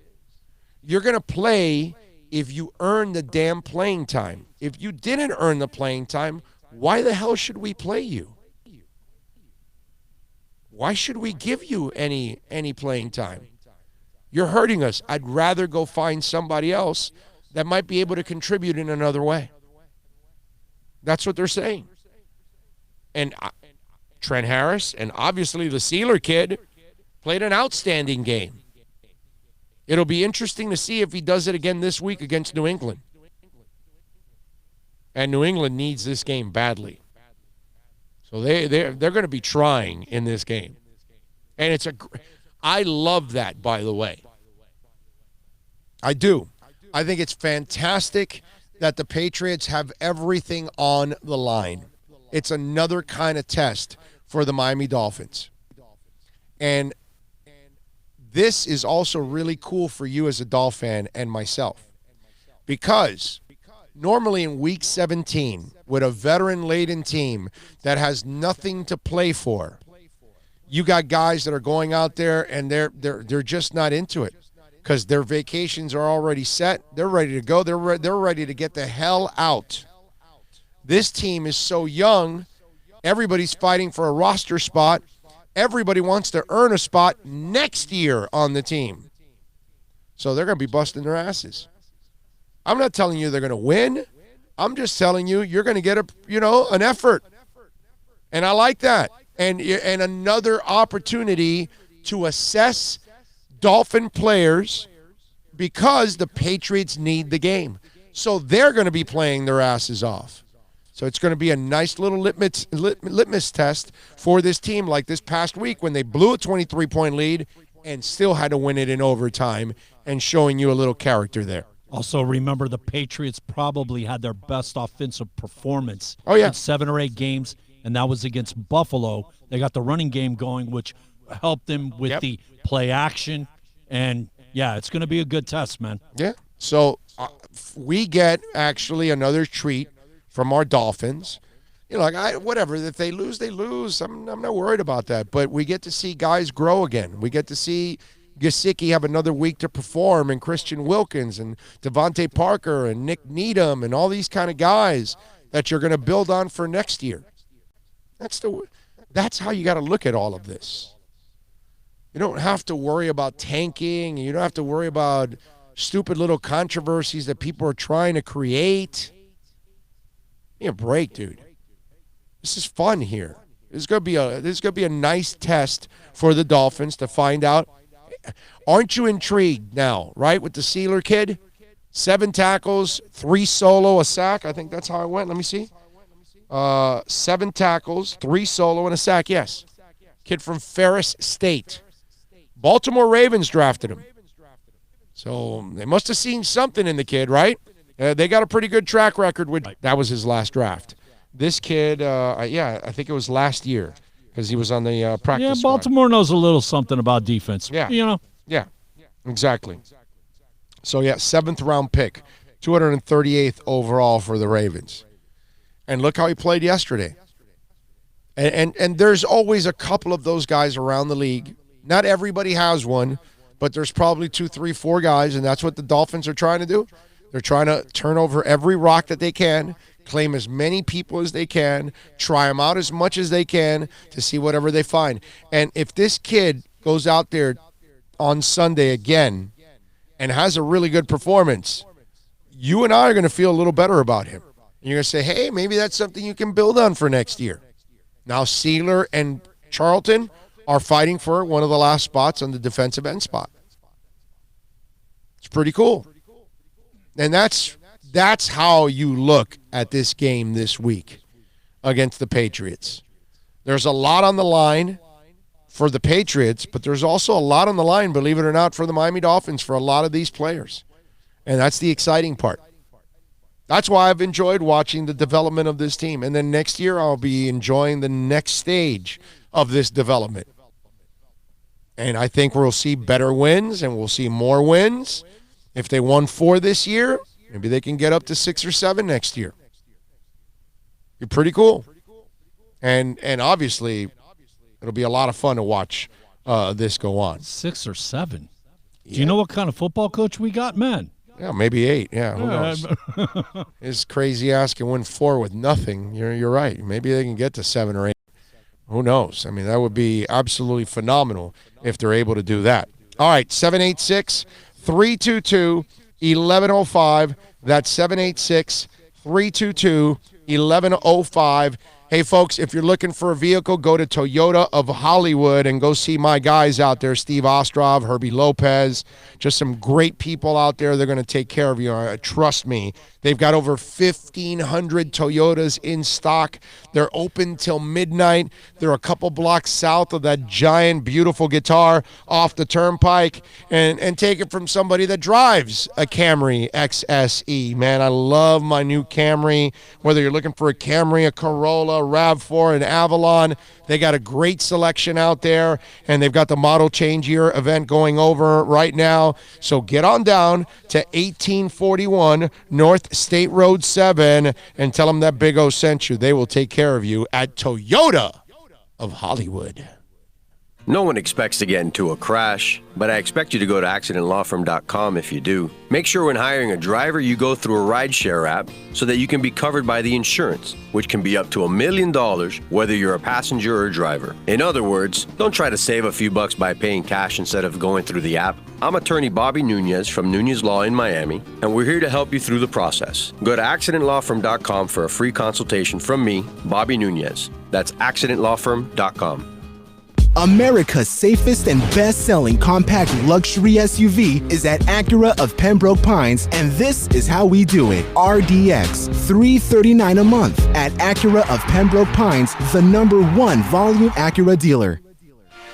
Thinking about buying or refinancing a home? Act now. Home values are ticking up. Don't put off making a move any longer. Call Michael Kodsey now at Choice Mortgage Bank, 561-441-2730, while mortgage interest rates are still at historical lows. Call now to get pre-approved and buy your dream home. If you're currently paying over $800 a month for rent, call 561-441-2730 now before interest rates go up. Down payments as low as 3.5%. Veterans may qualify for no money down. If you own a home, but you're upside down, Michael Kodsey can help. If you're being denied by your bank or your loan process is taking too long, call 561-441-2730. Act now while fixed rates are still under 3.5%. Offices in Boca and Boynton Beach. Rates and terms subject to change daily without notice. Equal housing lender. NMLS 122081.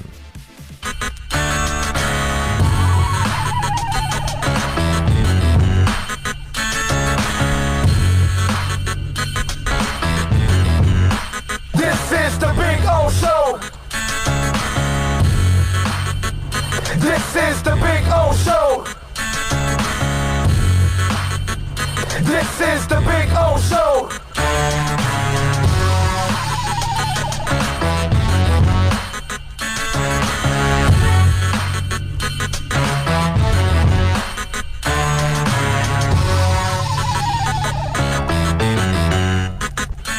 All righty.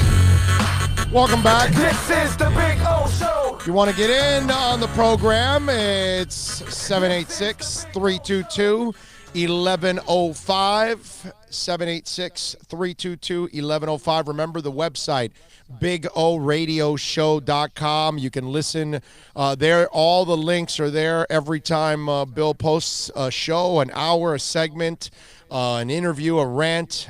It's there for you. You can also subscribe to our shows on all the platforms from iTunes and SoundCloud and Spotify, Stitcher, Google Play. Breaking news there, also breaking sports news. We've got our YouTube channel embedded there. Not yet. It's not active yet. But soon you won't have to go to YouTube anymore. Just go to BigORadioshow.com and you'll be able to watch the show right from there. So enjoy that. That is good. As we grow every day, baby. Every day we grow. 300B is doing a great job with us growing and helping us out. The website looks just absolutely phenomenal. And remember, pass on the word to your friends. Tell them about us because you're not going to get this kind of talk anywhere else. And subscribe to our YouTube channel. We want to get to 1,000 subscribers. We're at 587 right now, so we're getting closer and closer to our our mark. So we definitely need that in a big time way. So please subscribe to our YouTube channel at Big O Radio Show. Search for it there and subscribe and spread the word. Anybody that likes the Heat, the Dolphins, the Marlins, the Canes, the Panthers, Inter Miami, all of that for you here on the program. We've got it for you. Manny Navarro is going to join us at the top of the hour. We are a little over 20 minutes away from Manny Navarro joining us in our Caneswear Miami Hurricanes report. We'll get the latest on what's going on with the Canes and Manny Navarro. At 2 o'clock, Brody Miller is going to join us. And Brody, this will be the second time we have Brody on from The Athletic to talk a little LSU. We'll focus a lot on Joe Burrow with him because that's part of our feature that we're doing every day on the program, bringing on a different writer and somebody that's close to the football team and close to the different quarterbacks that are coming into the draft. And that way it gives you guys an opportunity to get a little bit more insight on some of these guys. Yesterday, Martin Houston joined us from Tuscaloosa and the Martin Houston Show. And Martin was really good on Tua and gave us a lot of good insight with Tua. And also Jalen Hurts, too. We kind of got a little double whammy there. We're still going to go to Oklahoma and get a beat writer to talk about Jalen Hurts. But I got to say, he was really good yesterday talking about Tua and even added in a little Jalen Hurts because obviously he's been around Jalen Hurts. So we'll have Brody Miller at 2 o'clock, and then that's when we'll wrap it up here on the program after Brody. And we'll get it going. Marshawn Lynch signs with the Seattle Seahawks. How about that, huh? Marshawn Lynch. What have they gone through? 3 backs? Yes. So, got to get somebody. Yeah. And so Marshawn's been hanging out, drinking shots with Raiders fans last week in their last game at the Coliseum. You know he cannot be really in football shape. But here's the thing about Marshawn Lynch. He is one of those crazy bastards that can come off a couch and maybe give you 50 yards on 16 carries or something. Look, I'm not expecting him to carry the ball 20 times for 144 yards. I'm not expecting beast mode. But if there are those kind of dudes, like I could see Zonka back in the day, retired for a year, sitting on the couch, hard-nosed, grizzled dude. Shula calls, hey, we lost a couple guys. You got a little bit of something left in you? Can you drag that gas tank over here? And Zonk's like, no problem, coach. And he goes in there and runs over a couple of people, hasn't played in a year. You do know that he came to the Dolphins after the Giants, after the Pasarchik and everything. No, I know that. And I was at the game. It was a Monday night. But he had no toe at that time. Yeah, but you know what? They gave him the ball. It was inside the 2 or 3, 4 times. He got in the end zone. I know. We went nuts. It was an awesome moment. No, I know. It's Zonka. Healthy Zonka, just like Marshawn is right now. There are few guys in the world, the aforementioned Moses Malone could probably not play basketball for a year back in the early 80s. Yo, Moses, listen, we had a bunch of injuries. I know you haven't played in a year, but can you suit up and help us out for a night or two? You know who's the guy? Dave Winfield, 3 Sport. There you go. Yep. Right, those kind of guys that are just freaks. You know what I mean? And Marshawn is not even at their level, the guys that I'm talking about, but he is tough guy freak. And that's where I just see Country Strong, and like you could just, Country Strong, right? It's the dude that's in your neighborhood, and he's just a big dude, and he doesn't do any weights, but he can lift half your house, whether you like it or not. I need to change the car tire. He'll lift the car. You don't need the jack. It's just. He's the kind of guy that gets hit in the back of the head by a 2x4 and turns around and looks at the guy like, what did you just do? Arnold Schwarzenegger. Did you watch that? About 2 months ago, he's at a charity event, right? And some guy comes out of nowhere and double kicks his ass in his back. Arnie goes, what happened? Like he turns around. The dude came running from one side of the court to the other. heaved his entire weight at him. I mean, he did Kicked him. No, his body was parallel to the ground. It was Total Hong fly. Kong Phooey. Yeah. It was hung. That. And the guy's just on the floor. Boom, bah. And Arnie, to me, I'm 53. I'm going to end up 80 feet out. Blown shoulders, ribs, whatever. That guy would have killed me. Arnie was like, did he dirty my back? I just nothing. That's all. He was just worried about maybe a footprint or something on his back. Or footprints, since there were two. I mean, and so Marshawn is that guy that could probably do it. You know what I mean? Now, here's the other thing that I'm also terrified for him. And he's also, like anybody else that's been out of football like this for a year, you could easily blow out your shoulder, your knee, and this could end really, really ugly for him also. But not a lot, but serviceable. A touchdown, short yardage, bulls in for a touchdown. It's Marshawn Lynch. Now, you might be interested in watching that game, Bill. Do you know why? Well, besides that Seattle-San Fran game is one of the marquee games. No. You might be interested in watching that specific game. Why? Well, I like watching good football, but please share. All right, there we go. You too. You might be interested in watching this game because somebody might end up getting the spotlight and you'll be happy to see it left over. No, I do not. He was selected in the 6th round, 204th overall.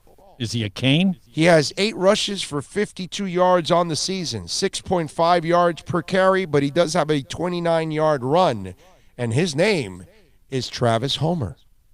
So Travis, tough guy Homer, because Travis is a tough little guy, dude. I saw him here at the U, and he has shown me some toughness in Seattle, playing special teams, doing a really nice job on special teams, which is where they use him more than anything else.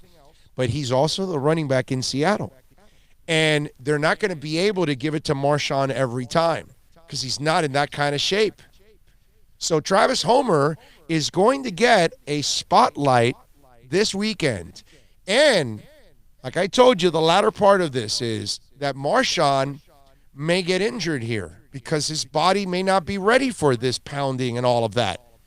Travis Homer may be put front and center to be a guy that they need this week. And I am going to be really excited to watch that game just to see, not Marshawn Lynch, but I want to see Travis Homer and see if the young man can shine in a really key moment for the Seattle Seahawks. And that'll be really cool for us as Canes fans. Well, they need the help at back, man. I know. Big time. And this is a but really how cool important would game. it be for Travis Homer to be the guy that on when the weekend's done and they say, hey, one of the surprise players this weekend, they went and signed Marshawn Lynch, but little did they know that in their backfield they had Travis Homer. And because I think it's really cool as a Canes fan, and I hope he does get a spotlight, and I hope he shines, man. He's a good kid, and he did a nice job here for the University of Miami. The fact that Marshawn is only 33. Yeah. I would have thought he was a little older. Yeah, but backs once they hit 30, it's usually you're done. Yes. You're done. So, but it's 33. I told you he was taking shots with Raiders fans last week at Oakland Coliseum. Well, he's supposed to be enjoying life, man. He's retired. I'm good with that. I'm good with that. I'm sure he's enjoying his Skittles too, but right. It's just he looked big too. I don't know if you saw the picture. He looked big. Well, did you see the little shuttle run that they had the video of him doing? Yeah. His little fancy footwork? Yeah. Yeah. He looked like he had a couple of pounds. A little pudgy. I don't blame him either. What's up, Bo? How much of a chance do you give my Niners on Sunday Night Football? Well, I give them a big chance. Why not, man? It's the Niners. Yeah, you got a shot. Niners are, they should be the favorites right now. We got to look at them as the favorites for the Super Bowl. Road game, the fact that they went to New Orleans and beat New Orleans in New Orleans, that ain't an easy task. No. If you can win in New Orleans, you can win anywhere. Yeah. San Fran can beat anybody. They definitely got a great chance. And Myron says also, Merry Christmas to all. Thank you, Myron. Nico says, do you think Ozzie Newsome will go down as the best general manager in modern era? Wow, that's a great question, man. I'm going to say he's second best in my book. Why? I'm going to go Bill Polian, because the Bills went to 4 Super Bowls. He got Carolina to the Super Bowl with Jake Delhomme, the players that Scott Norwide went wide. Emilio Nunez, but hey, listen, there's a freeze, and it went back right away. See, dude, it's been happening. At least I hadn't seen it at all, not one time. This is the first time I saw it. With that chime in, and it happened again now. It's probably the 4th or 5th. Like I said, this is just like the beginning of the show, the published to go. Man, there's a lot of people home today. Probably. And the kids and it's like, hey, YouTube is go YouTube. Get on this. YouTube, everybody uses YouTube, man. So that's why we kind of funneled everything to YouTube and do it here every day, because it allows us to kind of control everything where everybody's on one service. Because we were doing it on Facebook and on Twitter and on Periscope, but then people were sending me messages on all platforms, and I can't be traveling to all platforms while I'm doing a show. So we just have our text line, we have our YouTube chat board, and that's it. We are going to add phone calls very soon. I'm working on it, trust me. I am feverishly working on the streaming and the phone calls. We're going to do that. Art Thomas says, watched on the YouTube channel this morning. Great show, informative, and agree. The Dolphins have surprised us this season. Thank you very much. Appreciate you watching. Appreciate you responding on Twitter at Big O Show. We are very grateful for all of that. 786-322-1105. That's 786-322-1105 if you want to get in on the program. And don't forget, folks, if you're dealing right now with roof leaks, maybe you're dealing with water stains. If you see the water stains on your roof, on your walls, that could be Irma damage. And we've got less than 9 months now. The people at East Coast Public Adjusters, they represent you, not the insurance company. Tell them that Big O sent you. I promise you, they're going to take care of you. Don't wait till it's too late, man. Do it now. They're going to get you what you deserve so you can fix that home. Don't deal with the water stains. That leads to mold. And then you're breathing in all of that. Call East Coast Public Adjusters. 855-GET-ECPA. Plus tax, tech title. It includes $8.99 dealer fee on approved credit offers and 11/10/19. Over 1,500 Toyotas are on the ground, and truckloads of new 2020 Toyotas just keep on coming. To eliminate all 2019 models, Toyota of Hollywood is holding the ultimate 2019 model year changeover event. Make us an offer, any offer, and you can buy a Toyota at up to 50% less than their original MSRP when new and used. 50% less. A pre-owned 2019 RAV4, not $30,000, $19,775. A pre-owned 2019 Camry LE, not $26,000, $17,775. A pre-owned 2019 Corolla LE, not $22,000, $12,775. Pay up to 50% less at Toyota of Hollywood, the #1 volume Toyota dealer, based on total retail sales of new Toyotas in the Southeast region for 2014 to 2018 per SET, on 441 between Hollywood Boulevard and Sheridan Street. Open till midnight. Thinking about buying or refinancing a home? Act now. Home values are ticking up. Don't put off making a move any longer. Call Michael Kodsey now at Choice Mortgage Bank, 561-441-2730, while mortgage interest rates are still at historical lows. Call now to get pre-approved and buy your dream home. If you're currently paying over $800 a month for rent, call 561-441-2730 now before interest rates go up. Down payments as low as 3.5%. Veterans may qualify for no money down. If you own a home, but you're upside down, Michael Kodsey can help. If you're being denied by your bank or your loan process is taking too long, call 561-441-2730. Act now while fixed rates are still under 3.5%. Offices in Boca and Boynton Beach. Rates and terms subject to change daily without notice. Equal housing lender. NMLS 122081. No one expects to get into a crash, but I expect you to go to accidentlawfirm.com if you do. Make sure when hiring a driver, you go through a rideshare app so that you can be covered by the insurance, which can be up to $1 million whether you're a passenger or a driver. In other words, don't try to save a few bucks by paying cash instead of going through the app. I'm attorney Bobby Nunez from Nunez Law in Miami, and we're here to help you through the process. Go to accidentlawfirm.com for a free consultation from me, Bobby Nunez. That's accidentlawfirm.com. America's safest and best-selling compact luxury SUV is at Acura of Pembroke Pines, and this is how we do it. RDX, $339 a month at Acura of Pembroke Pines, the #1 volume Acura dealer.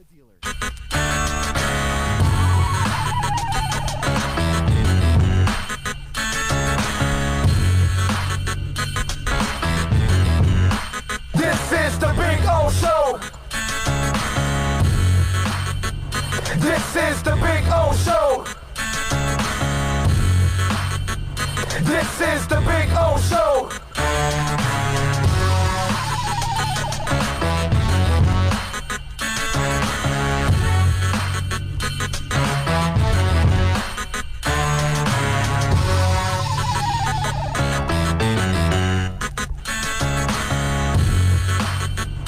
This is the Big O Show.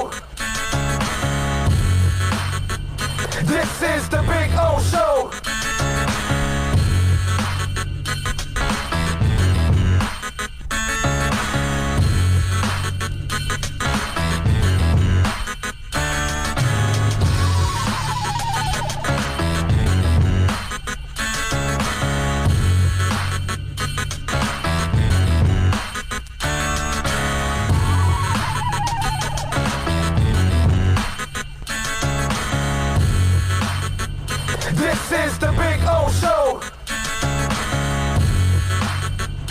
This is the Big O Show.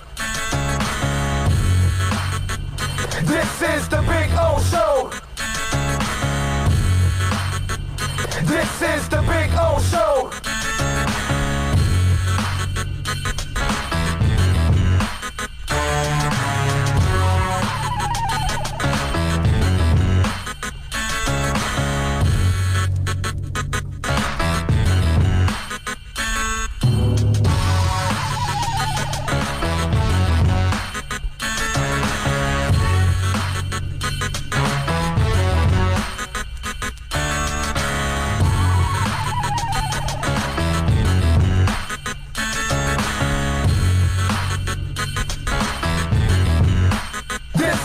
This is the Big O Show. This is the Big O Show. This is the Big O Show.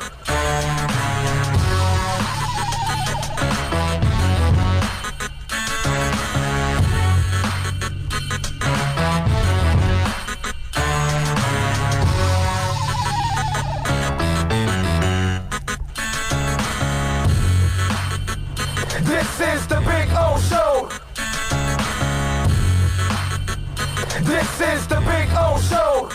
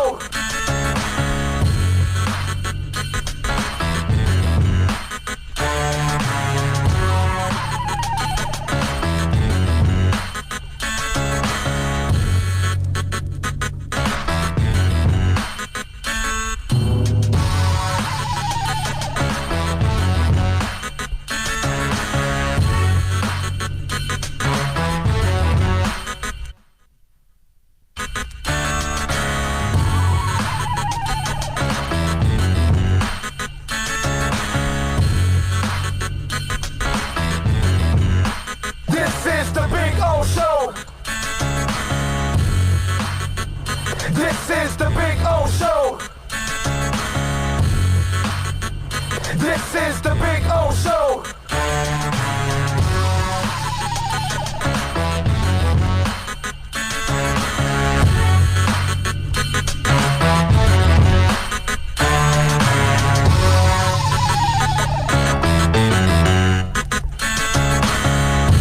Welcome aboard. This is the Big O Show. Hour number 3 of the program. It is on. We're going to get in contact now. We're going to talk to Manny Navarro from, of course, The Athletic. We'll get the latest on the Canes and our Canes Wear Miami Hurricanes report. We love talking to Manny. We do it every week here on the show. And we'll get into it now, and we'll get the latest on what's going on with the Canes and with the legend that is Manny Navarro. And our Canes Wear Miami Hurricanes report. I love it. And I see Bill is now with Manny right now on the phone. And we'll get to it right now. I'm doing a couple things at the same time. That's why. Don't feel alone in that, buddy. We all are. Everybody. Yes. I love it. All right, let's bring him aboard. And Manny Navarro, the legend, baby. Let's talk a little Canes football. You can follow him on Twitter, of course, at Manny_Navarro, and catch his work there at The Athletic. It's our Canes Wear Miami Hurricanes report. Manny, how you doing, my friend? Doing great, we've gone out, we've seen the pigs, we've decided who's going to start for us tonight on Noche Buena, and we're ready to go. I like it. Yes, that's going to put them in a box. Yes. A little lechon today, I would imagine, right? A little lechon, a little bit of everything, man. Coquito, right? Everybody's going to have a little coquito at the end of the night. Mm-hmm. You got to have some flan, you got to have some black beans and rice. You know, I mean, it's the full Hialeah Noche Buena, man. I like it. Yeah, exactly. I can't wait for the food tonight, baby. I'm looking forward to it. I got the old lady back in town. She was out of town for Thanksgiving and failed me. So now she's back and cooking. So now I actually requested turkey because we're going to have some lechon, but I needed to get, I had turkey on Thanksgiving, but it just wasn't up to snuff, bro. Right, so I got to kind of make up for it. So I told her, you got to make turkey too today. So she's cooking double, which I appreciated immensely, which is absolutely awesome. You're very fortunate, man. You got a killer mother-in-law. Well, yeah, bro. But, hey, I work my ass off. I need to be rewarded for a little bit of work here, bro. I work my ass off, bro. Come on. You hustle and they make a good meal. It's a good trade-off. That's it. That's what it's all about, man. We try to hustle. All right, so is Trajan Bandy hustling his ass out of here? What's going on with Trajan? Well, I mean, that's been the rumor now for a couple of weeks that he was going to announce that, that he was going to go pro.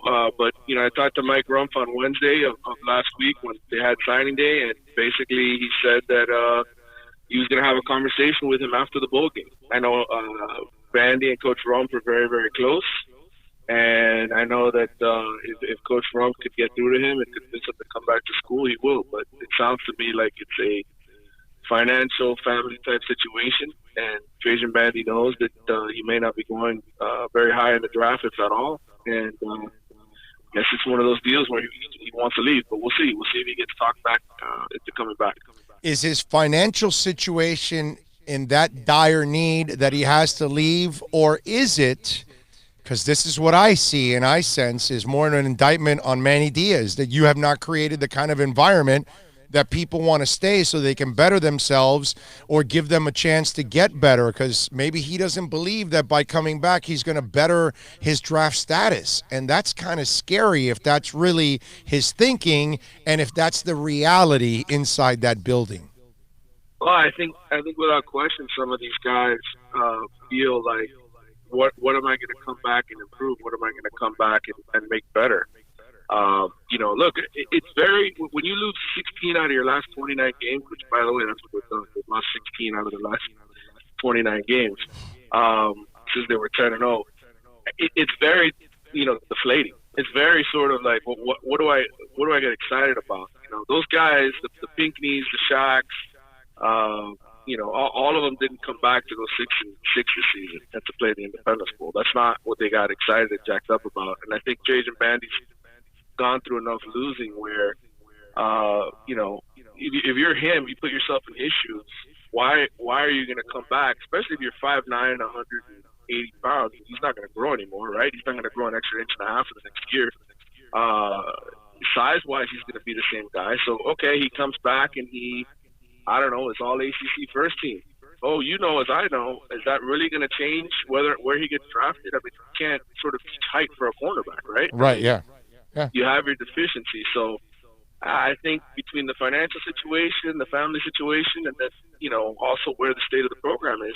I mean, if he was coming back because they were in position to win an ACC championship or in a position to win a national title, go to the college football playoff, I think absolutely there would be more guys interested in coming back to school. But that's what happens. Nobody wants to come and be a part of a losing program, whether you're a recruit or you're a returning junior season. So what's your gut tell you? He's gone? I mean, that's what I think is going to happen. I mean, we've been hearing it for weeks that that's going to be the case. But again, he has a very close relationship with Mike Rumph. Mike Rumph is still the cornerbacks coach after the bowl game, which I think he will be. Then I think Mike Rumph is probably going to try to convince to come back. But again, you know, Mike Rumph is an athlete, he's a former athlete, so maybe he's smart enough to say, hey, man, you know what, do what's best for you. You know, in the end, they do have to at least try to do what's in the best interest of these kids. And obviously they have their own jobs to worry about. Mike Rumph has his own job to worry about, success of his team to worry about. But at the same time, too, as a former athlete, I think there's a different bond between assistant coaches who are athletes than guys who are just coaches. So I think he'd probably advise him to leave. Does that kid realize that he's probably not even going to be taken in the 6th or 7th rounds? He probably will be undrafted when it's all said and done because of the, you know, there isn't enough on tape. There isn't enough proof that he can play at the next level. Yeah, I think so. I think that's part of what I've heard is that he's aware that he may not go very high. Now, you got to remember there's ego that goes into it too. And all of these juniors, they think that they're going to go to, you know, Miami's football camp in front of the pros, scouting combine, and play really, really, really well. They all think that they're going to run the fast 40, and if I just get myself in shape. So from a psychological standpoint, for a lot of these guys, hey, you know what? I'm undervalued, but it's all about the second contract. If I play my way, if I go into the 5th or 6th round, I get some money in my pocket, and I can earn a roster spot and show people so that I can play the second contract. Manny, you sound a little distant, my brother. I don't know if you can get. I don't know if you adjust a little bit. There we go. That's better. Okay. Yes. So what I was going to say was, I think the psychology of it is there's a lot of ego that goes into this with the kids. You know, they think they're going to run a fast 40. They think that they're going to do well, you know, in Miami's pro day event, and that they're going to raise their draft stock. You know, and then even still, I think there's the mentality of, you know, I'm playing for my second contract anyway. I just need to get in the league, make some money. It's a different mentality now than what it used to be. Before, guys cared about what round they go into. I think a lot of kids nowadays, you know, with the parents and the family members and friends that they have around them, they're just like, hey, man, you're good enough to play. Look at Tom Brady. He was, you know, one of the last picks in the draft. Look at him now. Look at this guy. Look at that guy. They all look for examples of guys who you know, were drafted low and ended up becoming studs. So I don't think draft position matters to guys as much as we think it should. Follow him on Twitter at Manny_Navarro. All right, Manny, you look at the recruiting class for the Canes. What do you like? What don't you like now that you've been able to kind of assess it all? Well, I like the quarterback position. I like Tyler Van Dyke a whole lot. You know, I went up and met the kid, very mature kid. Very, very much a leader, very much a guy who, you know, to me represents what you want in a quarterback. I think, you know, he's handpicked by Dan Enos. Dan Enos really likes the guy, and I think he's probably built more to run his system. I like what they did at running back. I thought the two guys that they picked up were very, very good potential pro-type prospects. Jalen Rivers, the offensive tackle, you know, who, to me, he's a guy could probably play the right side more than the left side, but still, I mean, you don't have many real natural tackles on this team. He's a guy who has the body at 6'6", 330 pounds to play offensive tackle, the speed, the movement. He played against an elite pass rusher every day in practice in high school against Chance Williams, who also was a part of this recruiting class. So to me, he's a kid that can probably come in, plug and play, that Jalen Rivers kid. Put him in at right tackle, you kick DJ Scapes inside, and that instantly makes your offensive line a lot better and deeper. And I like what they did at receiver. Some of those guys, Xavier Restrepo, I think is going to be a heck of a player. I kind of look at him as a Braxton Berrios Part 2. As a slot receiver, punt return guy, very smart, very good leadership skills. Look, they got 10 four-star guys in this class, and I would say of those 10 guys that have the 4-star rating, I'd say 7 or 8 in my mind are legitimate, solid, worth, those type of rankings players. And guys that I've seen in person that I said, you know what, those are good players. I thought this was a good recruiting class for many years. I did. I thought, I know people are disappointed. Hey, why didn't you get, more local guys? It's hard. None of the local kids have grown up in this city knowing that the University of Miami won. They just, all they have are those Billy Corbin movies. They've never seen the program win. It's those movies on ESPN. And so, Manny Diaz is facing an uphill battle in that regard, and I think it's been important for him to go out of state to fill some needs, and I think he's done that on the offensive line. I think he's going to continue to do that. And I think other positions, the quarterback position, to be honest with God, the truth is there's not many good quarterbacks that come out of the state of Florida. There's just not. And so, they went into the New England area. They got a good quarterback from that area. Running backs, receivers, DBs, that's what South Florida really produces, And I think they addressed some of those needs. They got some solid kids from this area. Maybe not the best ones, maybe not the guys with the most hype, but they certainly got guys that I think want to be Hurricanes. And if they're willing to come to the program when it's 6-6, I'm not worried about them jumping in the transfer portal, to be honest with you. Manny Navarro, of course, from The Athletic, joining us here on the program, and he does it every week at this time, Canes fans, on Tuesdays. You can catch Manny here and get the latest on what's going on with the Canes football team. All right, so Manny says he's not done with this recruiting class. What are you hearing? Are there some stragglers out there that they're going to be able to bring in? Yeah, I think so. I think the offensive line, like I mentioned before, they signed 2 kids in this class.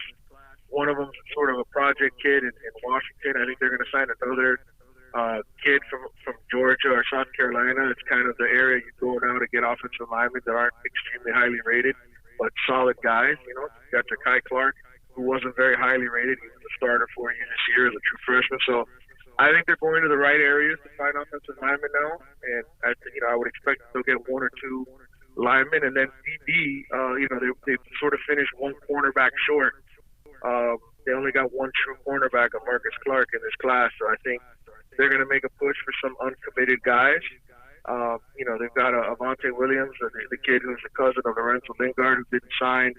I'm not sure if they're going to be able to bring him in or not, but I think there's a possibility of that. So we'll see. I mean, they've got 8 scholarships. I think they're going to use some. I think you'll see a grad transfer come in at receiver. I think if I see a grad transfer come in at linebacker, it doesn't hurt, right, to add another experienced guy who's played a lot. With Zach McLeod, he's the one experienced guy you've got coming back. So I could see them adding a couple grad transfers, but I think for the most part it's offensive line, cornerback. That's kind of their focus here up until February. What are you hearing on the coaching side? Any changes? Not yet. It's interesting. Obviously, they wanted to get through signing day. They wanted to get through the bowl game.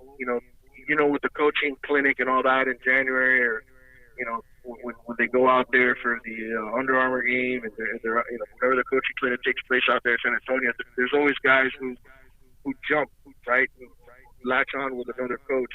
There's still some head coaching positions, I think, that need to be filled, and guys that are going to be, getting fired or deciding to go somewhere else. So there's going to be movement on the coaching carousel a little bit.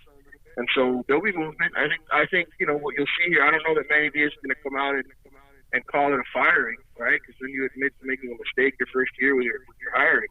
So I could see a guy taking a job somewhere else and Miami bringing in maybe a new wide receivers coach. I don't know. It just sort of depends, on who ends up deciding to leave or not. Coach Stubblefield has been, as I said before, I think he's had 12 different jobs in 13 years with different schools. So he's the kind of guy that, to me, I could see leaving. But you never know. You never know what's going to happen. In the end, I don't think Manny's going to come out and fire guys. I think that would have happened already. Interesting. Is that the right move in your eyes? Keeping the staff together? Yes. Well, I mean, here's the thing, man. To me, if you're really gonna judge a head coach, you got to give him at least 2.5, 3 years to really recruit his type of players, implement his system. I think the way we all look at Manny Diaz, because he was on the previous staff of Mark Richt, nobody wants to give him the time. And I think a lot of Miami fans look at Florida State and they say, well, look what they just did with their head coach. They fired him less than 2 years on the job.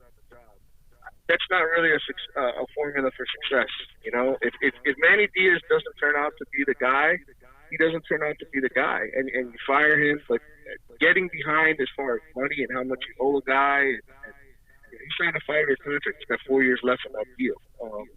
I don't know what the exact amount is that he's still owed after the season, but Miami isn't the type of university that's going to go around, paying off coaches with 4 years left. They were very fortunate that Mark Richt, was willing to leave money on the table and not fight for whatever was left on his contract. So, in the end, I think Manny's going to keep his staff together because, if he starts making changes now, it's admitting that he made mistakes. It's not a good reflection on him. So I think he's going to try to stick with his guys, give them another year, and then potentially make changes next year if nothing improves. And maybe you fire a guy in the middle of the season. If the offense is still crap in the middle of next season and the quarterback is still an issue and you haven't resolved those issues, then maybe Manny makes mid-season moves. I don't know. But I think right now, my impression of Manny and the type of guy he is, I think he's going to stick with his guys. He didn't make many changes to his defensive staff when he was defensive coordinator here. It was the defensive line coach who would leave for a better job in the NFL. That's kind of the way things worked. It wasn't like he was firing guys. There were rumors for a long time that he was going to fire Mike Rumps because he wasn't recruiting the cornerback position well. Manny isn't a guy who just gets rid of guys. To me, I've never seen him like that. Even his assistants at other places kind of keep the same group around him. So I think he's going to stick with his staff and make changes next season if it's necessary. Interesting. Wow. What can I tell you? I look at the offense, and that's the one that I kind of question. But I think their thinking is probably more about the quarterback, right? And if they get the right quarterback, the offense will start to look a lot different. And you like Van Dyke, so maybe that's what they're hoping for because they inherited these guys. This would be their guy, correct? No doubt. They didn't recruit Jaron Williams. They didn't recruit Nicholas. Dan Enos came in January. He didn't have a chance to really recruit anybody. Peyton Matoka was just kind of a guy that they glad at the end of the class because you want to have a guy sort of groomed and waiting in the wings, right? And Peyton Matoka is a guy that's probably going to be a backup most of his career, maybe a starter by the time he's a senior. So to me, Tyler Van Dyke's the highly touted recruit. He's a guy who comes from a good program, a winning program. He's a winner, won state championships in both baseball and football. And when we sat down with Dan Enos last week, he talked about just how much they need sort of that mentality, a guy who's going to work hard.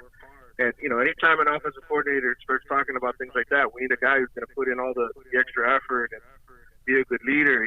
To me, he's speaking in code about the guys that he has on the roster right now, And so I took it as, well, Jaron Williams just isn't doing the things that a starting quarterback is supposed to do for Miami. And clearly it showed in his last two games, his last two performances against two bad teams.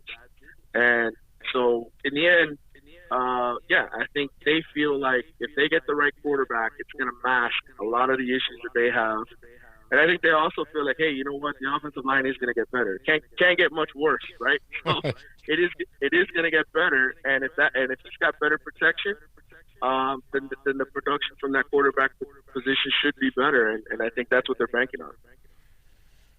All right, let's hope that's the case, my brother. Anything else that we should know about Canes football that I have not asked you about in this segment? No, man. I mean, I can't wait for the season to be over. You know, I mean, it feels like this has been one of the most miserable seasons. Just the negativity and people upset over things, man. Like, I can't. I'm kind of hoping they win tomorrow, just because, man. If they lose to Louisiana Tech, which by the way I think is going to happen. Louisiana Tech, yes, 9-3 football team, lots of seniors, lots of juniors, very veteran team. If they lose the game tomorrow, or rather Thursday, I'm worried that it's just going to become so toxic. I mean, it's toxic now, but I'm going to want to shut off Twitter. Like, that's how bad things are going to be, where I don't even want to look at what people are saying, because I've had enough of it. I've had enough of it. And you know, I think Manny Diaz needs a victory in some way, shape, or form here. He needs some young players to look good tomorrow. He needs the quarterbacks to look better. They've got to come out and play a better football game. They can't continue to get worse. No, they cannot. But see, here's the thing, and you know me, I do all my trips in the off season. Dude, Louisiana Tech's been sending people to bowl games. They usually have guys that get drafted. This is not a team that is, for anybody out there that a Canes fan thinks, oh, Louisiana Tech is just a jag. That's a team that, you know, they get their share of talent. So I would not be surprised if this becomes an extremely tough game for Miami, or they even lose, considering the guys that aren't playing in this game, because that's the other thing. How much are all these guys that have dropped out of this game, Manny, how much is that affecting it? Yeah, that's going to be an issue. There's no doubt. I mean, look, the good thing for Miami is Amik Robertson was a first-team All-American cornerback for Louisiana Tech. He is not playing in this game. He's a junior. He's going to sit out. So they're going to be missing their best cover man. And then I think their best pass rusher also got hurt in the season finale. So there are going to be a couple of guys out for Louisiana Tech too. But as far as Miami's concerned, yeah, I mean, look, you're taking Michael Pinckney out. That's a huge hole. Michael Pinckney is your best cover linebacker. And now you're throwing a true freshman in there. Sam Brooks is, you know, obviously going to play a big role in the years to come. But again, this is going to be his first real action when he's going to be counted on. Is he going to be in the right spots? Is he going to cover the guys he's supposed to? That's going to be a big question. Defensive end, I mean, really, that's been the strength of his team, the ability to get in the backfield. Gregory Rousseau, you know, he's had John Garvin on the opposite end getting a lot of attention. Well, what's it going to be like now when everybody's looking at Greg Rousseau and he doesn't have somebody to help take some of the pressure off of him? And there is no Trevon Hill coming off the bench to create pressure as well. How is Miami's defense going to be affected in that way? And then Jeff Thomas is your best wide receiver threat in terms of at least commanding respect deep. You know, there's not a lot of these receivers on the team. Mark Pope maybe being the other one, who the other team says, wait a minute, we got to see where that guy is. Whenever the defense sets up, they got to know where number 4 is for Miami, because they know he's a deep threat and he can get behind the defense. So you take that out of the game now, and you say to yourself, okay, well, who does Miami turn to? Does Mark Pope know what routes to run? You know, is D. Wiggins going to run the right route? You know, who's going to be the go-to receiver in this game? A lot of questions coming into this. Now, Brevin Jordan is supposed to be back and playing in this game, so that's going to be a bonus for Miami. But, again, your backfield, no DJ Dallas. You saw what the running game has been like the last couple of games without DJ Dallas. And you're going to have Cam Harris and potentially maybe Lorenzo Lingard getting his first real action of the season. So, offensively, you know, between the questions, the quarterback, the issue of receiver, you know, the running back situation, you're not going into this game with a ton of confidence about where Miami is. There's a lot of guys that have a lot to prove, and, you know, this team has a lot to prove. So we'll see who shows up and if Miami shows up with the right kind of attitude. Follow him on Twitter at Manny_Navarro. Manny, before I let you go, you know, the Seattle game I was looking at, you know, they just signed Marshawn Lynch. Do you know who Marshawn's going to be sharing time with in that game? Travis Homer. That's right, baby. So maybe Travis gets an opportunity to shine this weekend. That'll be cool. There you go. Sixth round pick. I know. You know, again, these guys, that's why I told you, these Hurricane guys, like, look, I could be Travis Homer. I could be a 6th-round pick and playing in a big game for Seattle. They don't care about what position they get drafted anymore. They really don't. Millennials, bro. They are a different breed, dude. Holy crap, they are different. Millennial and Generation Zs. Holy moly, these kids are weird. All right. Follow him on Twitter at Manny_Navarro. Catch his exceptional work at The Athletic. And, of course, it is our Caneswear Miami Hurricanes report. Go visit Brett and all the great people out there at 2511 South University Drive in Davie. Remember, if you order over $99, you will get free shipping. So if you live too far, not a problem. Go online at caneswear.com. Better yet, go over to 2511 South University Drive in Davie. Manny, Merry Christmas, my brother. Have a safe and fun one. We will catch up next week. Absolutely. Oh, and by the way, P.S., congratulations to my boy Ernie. He won the fantasy football championship, one of your loyal Texans. Wow. I want to make sure he gets a shot. Yeah, he won for the first time. He's been in the league 15 years. This is his first championship. Awesome. There you go. Andy Behrens helped him out. How about that? That is awesome. That is awesome. Sorry that it was at your expense, my brother. It's all good. It's all good. All right, man. All right, baby. You be care. good. Merry Christmas, man. Un abrazo. There you go, Christmas, baby. guys. All right, Manny Navarro, man. Good stuff there as always. I love that. That's funny. That is funny. So he ended up winning the Hey, man. Our listeners winning championships, listening to our fantasy segments, that's what it's all about, baby. Bringing you championships. I love it. Now we need the Dolphins to bring us some championships. By the way, just while you're mentioning it, yes. What happened with your non-active, active fantasy football team? Oh, we lost in the semifinals. Okay. We lost in the semifinals. And I had like 3 players that weren't even playing in the lineup. I lost by like 20 points. I probably could have won because I looked at the lineup after, and I had like 3 guys that weren't even in. I forgot the names, but they weren't even playing. They're injured. They're out. Wow. Yeah, a running back and 2 receivers. I think it was. So, and I lost by a few points. I didn't really lose by a lot. I easily could have won if I would have found 3 guys that maybe I probably could have pulled it off. You know what I mean? But, yeah, I left it the way it was. Since I didn't mess with it all year, I wasn't going to, you know, and if I'm going to win it, I'll win it all the way through. Yeah, I had my worst week. My worst week all year last week. Well, that's 88 points. I was scoring minimum 120.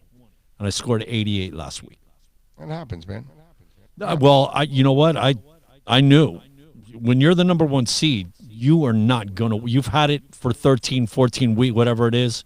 You've had it for that long. You're not going to get the luck in the playoffs. It's time for you for things to reciprocate back on that scale and come back, and your luck has run out. You've used it up all year. Happens. It happens. That's called fantasy, baby. Fantasy will break your heart. 786-322 1105 if you want to get in on the program. That's 786-322-1105 if you want to get in on the show. We got Bill Drive and the program out here.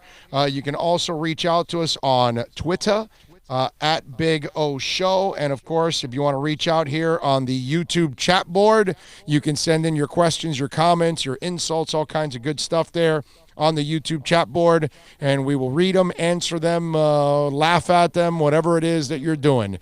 Let's do this. Let's take a quick little break. Give me a minute or 2 here to reset, and we will be back for the next segment to take us to the top of the hour, which at the top of the hour, Brody Miller is going to join us from The Athletic, and he covers LSU and Joe Burrow. So we talk Joe Burrow next right here. At the top of the hour right here on the Big O Radio Show. Plus tax, tech title. It includes $8.99 dealer fee on approved credit. Offers end 11/10/19. Over 1,500 Toyotas are on the ground, and truckloads of new 2020 Toyotas just keep on coming. To eliminate all 2019 models, Toyota of Hollywood is holding the ultimate 2019 model year changeover event. Make us an offer, any offer, and you can buy a Toyota at up to 50% less than their original MSRP when new and used. 50% less. A pre-owned 2019 RAV4, not $30,000, $19,775. A pre-owned 2019 Camry LE, not $26,000, $17,775. A pre-owned 2019 Corolla LE, not $22,000, $12,775. Pay up to 50% less at Toyota of Hollywood, the #1 volume Toyota dealer, based on total retail sales of new Toyotas in the Southeast region for 2014 to 2018 per SET, on 441 between Hollywood Boulevard and Sheridan Street. Open till midnight. Thinking about buying or refinancing a home? Act now. Home values are ticking up. Don't put off making a move any longer. Call Michael Kodsey now at Choice Mortgage Bank, 561-441-2730, while mortgage interest rates are still at historical lows. Call now to get pre-approved and buy your dream home. If you're currently paying over $800 a month for rent, call 561-441-2730 now before interest rates go up. Down payments as low as 3.5%. Veterans may qualify for no money down. If you own a home, but you're upside down, Michael Kodsey can help. If you're being denied by your bank or your loan process is taking too long, call 561-441-2730. Act now while fixed rates are still under 3.5%. Offices in Boca and Boynton Beach. Rates and terms subject to change daily without notice. Equal housing lender. NMLS 122081.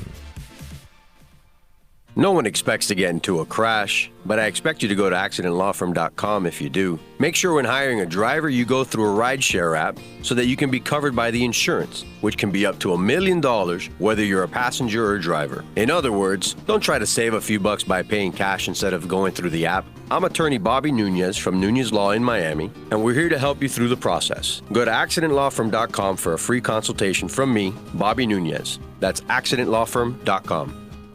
America's safest and best-selling compact luxury SUV is at Acura of Pembroke Pines, and this is how we do it. RDX, $339 a month at Acura of Pembroke Pines, the #1 volume Acura dealer.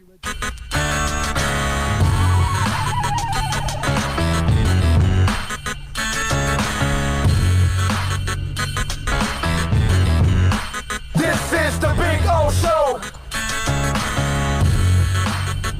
This is the Big O Show. This is the Big O Show. All righty.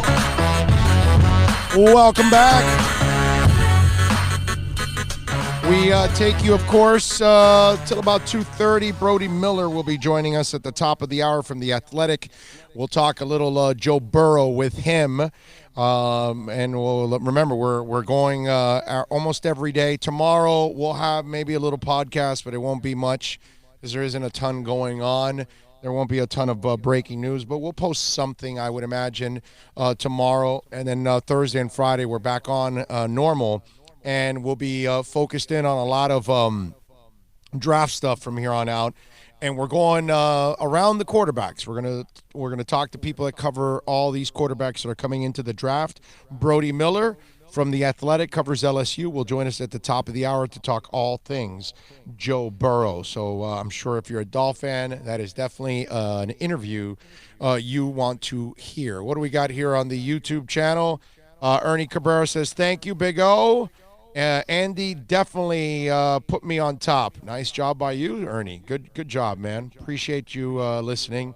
Mark says, have yourselves a merry little Christmas, my friends. Dolphins, who's the Dolphins MVP, Fitz or Parker? I would probably go Fitz. Fitz is your MVP because Fitz affects everybody. Parker's #2. Okay? Sanders. Yeah. Sanders, yeah. He did win Player of the Week a couple times, or yeah, special teams guy. He did. You're right about that. Yeah, but I'm just sorry. Those guys that are over on another field practicing all by themselves, they can't be the MVPs on your team. And if they are, then your team's in real trouble. Yeah. Listen, for me, it's got to be Fitz. Fitz is definitely the guy. All right.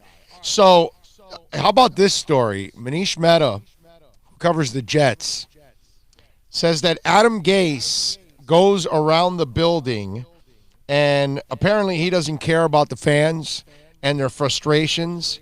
And whenever they mention about the critics and all that, he says, I'm rich as F. so he doesn't care about it. And his give a crap meter is low for the critics, he says. The give an S meter is the way he phrases it. So you've got the head coach walking around and telling people, well, I got plenty of money thanks to Chris Johnson, the owner of the Jets. And obviously he made some money too with the Miami Dolphins. And you start to hear about these kind of things, and now you know why this guy is just an absolute a-hole, and why he should not be a head coach, why he's not a leader of men, why he alienates players, why he really is not a good communicator of players. It's funny because there are some guys that do end up liking him, but not enough. And you end up pissing off some of those that really end up hurting you in the process. And you look at Gase. For Gase to be walking around the building and telling people, I'm rich as F. I mean, first of all, you're not rich as F. Yeah, you've made a lot of money there, but rich as F is not, Mark Cuban's rich as F. That dude can say that. You know what I'm saying? Oprah can say, I'm rich as F. That's right. Yeah, you made a few $1,000,000, dude. I get it. And great for you. You'll live a nice life for the rest of your life. You'll be good. Maybe you can get an operation to fix the crazy eyes. I don't know. I have no idea. Whatever. But the fact that he would do that and tell people that I'm rich as F and my give a S meter is low, it's immature, it's ridiculous, it shows you the class of the individual. He has no class whatsoever. Yeah. He has no class whatsoever. And I wonder, Jets fans now, I'm sure there were some that were like the idiot Dolphin fans, because I had some idiot Dolphin fans that were like, well, no, Mike Tannenbaum might be different here. And it's like, no, dude, it's Mike Tannenbaum. Okay? It's Mike Tannenbaum. It's not changing. He made it to 2 AFC championship games. Yes, I know. The sun shines on every dog's ass every once in a while, too. You get it? Tony Sparano won 11 games. Doesn't make him a good coach. Adam Gase won 10 with the Dolphins. Doesn't make him a good coach either. All right? Crap happens. Sometimes you get lucky. Peyton Manning didn't deserve his second Super Bowl. He was garbage. He got carried over to that second Super Bowl. Sometimes you get the breaks, man. It's not that you were that good or you were the difference or you are the reason why they won. Lord knows. Peyton Manning wasn't the reason why they won one game in Denver that year, much less the Super Bowl. It happens. And sometimes you're just lucky. It's not that you're actually good. But for that guy who has a crappy schedule, who has a crappy record again, he's 29-35. If I read off all the different stats that Manish had on there, it was pretty funny. How many games he's lost by double digits? How many I think he loses 1 out of every 4 games by 18 or more points. Manish came out with all these different stats that just showed how incompetent this guy is, right? And how he gets routed by a lot of people. The question is, when Chris Johnson hears about this, what does he do? Because he has defended that guy profusely. He said that Adam Gase was the guy, was perfect for the future of the NFL, that he's the innovative guy that knows where the league is going. So that's why he's come out so fiercely defending Adam Gase, because he talked him up like he was the second coming. Basically saying the Dolphins are stupid. They don't know what the hell they're doing. We know what we're doing. He's going to be a great coach. And look, the Dolphins normally don't know what the hell they're doing.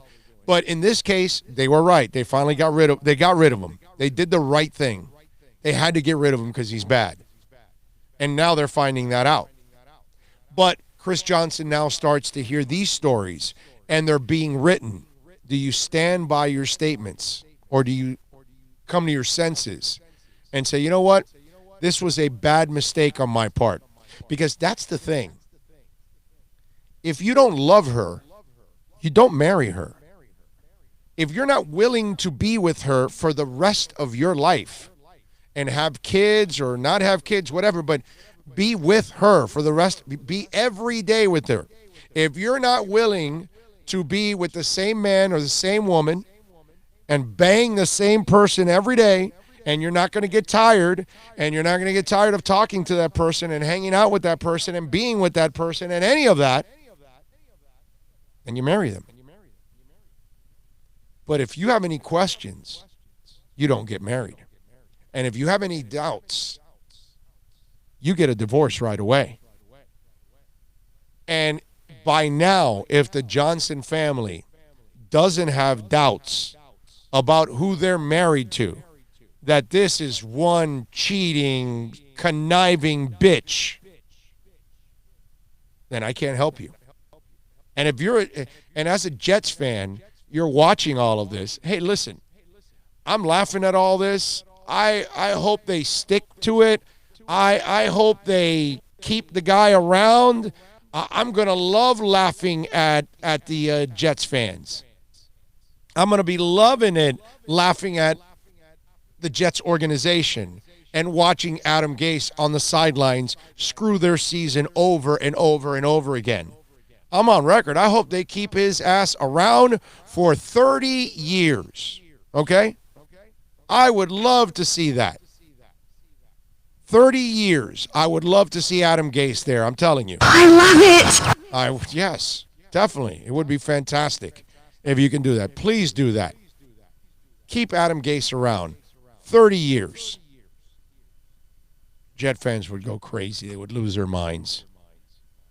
But at one point or another, you got to figure out, okay, we can't keep this guy around. This is just absolutely stupid if we want to keep this guy. Dumbass. Right. Adam Gase. I'm rich as F, and my give an S meter is low.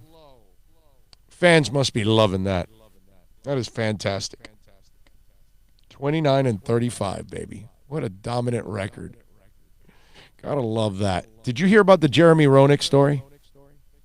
No, I did not. So, you know who Jeremy Roenick is, of course. Yes. Okay. Great hockey player, former hockey player, NBC analyst, and he has been suspended now.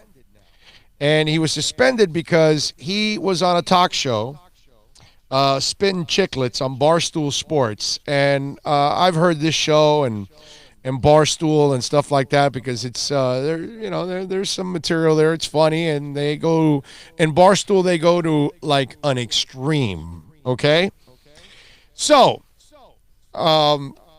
he gets suspended by NBC.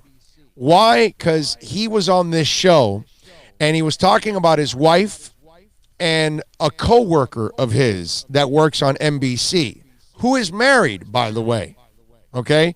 Now, you got to hear this story with Jeremy Roenick and him telling the story of a stranger running into them and talking because they were in a pool. All of them. Okay? The two women and him were in a pool, and another woman notices them. So her curiosity is piqued. I was the king of Portugal. No, I swear to God. I heard it's phenomenal over Bro, there. when you walk into every place and you have two blonde bombshells on each side and nobody, I'm telling you, your chest pops out a lot more. Because they don't even know who they are over there, so they're just like, who's this random guy with two women? Who's that guy? That guy must be somebody. I'm like, that guy's a boss. Yes. I was like, damn right. So I walk in. And it was so funny. I was in the pool. We're in the pool one day in Portugal, and we're down the Algarve, and we're at a nice little hotel, beautiful resort, and it's a small little pool, and I'm swimming with my wife and Catherine, and they got their bikinis on. They look fucking smoking, right? This is a kid show, JR. Be careful. Yeah, fuck. Oh, my God. You know, ass and boobs everywhere. It's great. It's great. By the way, if you're going to go with two blondes, go someplace like in the summer where the pool is happening. Catherine, awesome coworker. Catherine's great. She's like your daughter. Yeah, but I tell you a story. So all of a sudden, this older lady was sitting there with her husband, and she's staring at us the whole time. Can I get in? Staring at us the whole time. Remember, he says the host goes, "She's like your daughter." And finally, I think her curiosity rose to a level where she's like, "I got to figure out what the hell's going on here." And she walked right into the pool and comes right up to us and say, "Okay, what's the situation? Tell me what's going on." And 2-on-1, no back checkers. That's what's going on right now. 3-on-1 now, baby. I just said I'm just having a very, very wonderful trip. That's what I said to her, and she's like, "Are they both with you?" And I said, "Yes, they are." And then Catherine gives you were lying. Catherine says, "Will you shut up?" She starts yelling at me because I play it off like we're going to bed together every night, the three of us, and my wife and Catherine are very close friends. And they scream and yell at me, but listen, it's worth the yelling. There's no question. Yeah. Absolutely. Now, if it really came to fruition, that would really be good, but it's never going to happen. All right. So first of all, his wife must be the best sport in the world just to tolerate all of that. Okay. And I could tell he's not married to a Cuban woman, because a Cuban woman would lose her freaking mind if you did that like that in public, right? And so. First of all, he's doing the public, they're both with me, and then they're obviously, whatever. But then the guy, she's a coworker of yours, and you're talking in public about this. And then the worst part is that at the end you say, well, if it would ever happen, it would be fantastic, Checkers, that's what's going on right now. 3-on-1 now, baby. I just said I'm just having a very, very wonderful trip. That's what I said to her, and she's like, "Are they both with you?" And I said, "Yes, they are."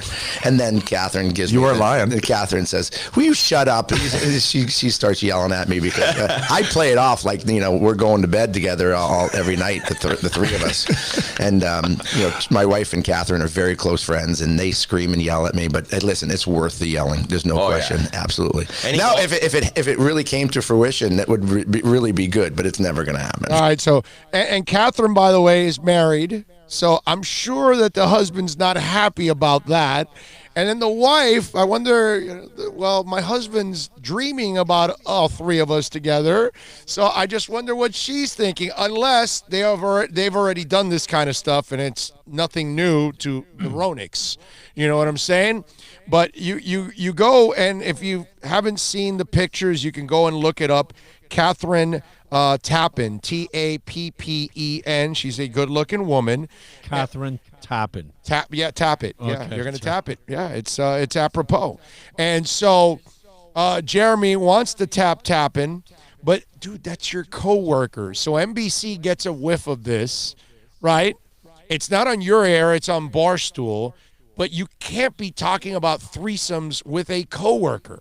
So NBC Sports on Monday indefinitely suspended hockey analyst Jeremy Roenick without pay for making inappropriate comments about his coworker, a spokesman said. That is just, it's funny. I'm tripping out with it. I'm laughing. I'm hearing the interview, whatever. Roenick's a trip, and he's a brash guy. I like it because he's opinionated. But, dude, you got to walk the fine line, brother. If you're going to work in that corporate world, those are things you can definitely not do. Okay? That's just one. That's like me starting to talk about sexually or something like that about my wife, and then some woman that works at Sirius Radio. What do you think, Sirius? Well, we don't really need your services anymore, Big O. We're done with you, That's probably what would happen, and I deserve that. You cannot be talking about your coworkers in a threesome. And here's the thing. In this world, people create their own narratives all the time. I mean, the tanking thing, right? People are convinced some people are convinced that Chris Greer's up top trying to sabotage Brian Flores, the guy he hired, his coach. It's just like stupid. It's like, really? So the guy above is gonna sabotage his guy because he's just thinking of losing. The other guy's thinking of, no, dude, they're both on the same page. They're both going young and they're filtering, whatever. But people will create whatever narrative you want.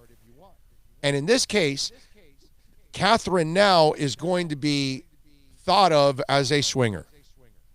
Oh, no, they're probably really doing it. They was just joking. They didn't want people to find out about it. But Jeremy's screwing around and kind of joking about it, but I bet they're really doing it. Why are they three there at the pool together? Where is the husband? You know? And that's what's going to happen because Catherine now has to put up with that because of what Jeremy said. It's crazy, man. But Jeremy, brother, you got to be smarter than that, man. You can't be doing that. That is, I mean, come on, dude. That is one crazy, crazy move on your part to just light up your coworker. Let me tell you about Craig Zinn's, Acura of Pembroke Pines. And, folks, you got somebody looking for a vehicle in your house? This is a great time to go to the holiday season right now, and they will make you a great deal. They're waiting for you right now at Craig Zinn's, Acura of Pembroke Pines. We'll be out there on Friday broadcasting live 2020 models. The TLX is $259, the RDX $329, the MDX $369, only $29.99 do it signing, plus tax tag and registration, folks. And check out the fleet of certified pre-owned vehicles.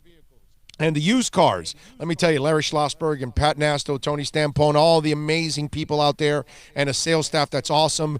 And go see Mike Chan and Jordan Ferber in that service center, the best service center out there, the best Acura dealership on the planet. It's at 15601 Pines Boulevard, just off of I-75 in Pines. Finest dealership in the business, baby. It is Craig Zinn's, Acura of Pembroke Pines. You know what else I want to talk about today? Before we go to our break at the top of the hour and get ready for Brody Miller, I want to talk a little Star Wars. I did not get into it yesterday, and listen, I'm not doing any spoilers. Hey. No spoilers. Hey. I'm not doing any of that. Thank you. Just so you'll know, okay? But for those of you that might be thinking, because it's the holiday season, it's a great time to go see a movie or anything like that. Keep this within the realm of telling nothing. It's a movie that is well worth seeing, okay? I'm not going to rank you and tell you it's the greatest Star Wars movie and all that, but it's really good, man. It's well written. It'll be gut-wrenching at times because they wrote in some real gut-wrenching things that go with it that your emotions will sway, you know? And one of the things that I love about this Star Wars movie, for me at least, in my eyes, beauty is in the eye of the beholder, of course. I think Rey solidifies herself as one of the greatest Star Wars characters ever.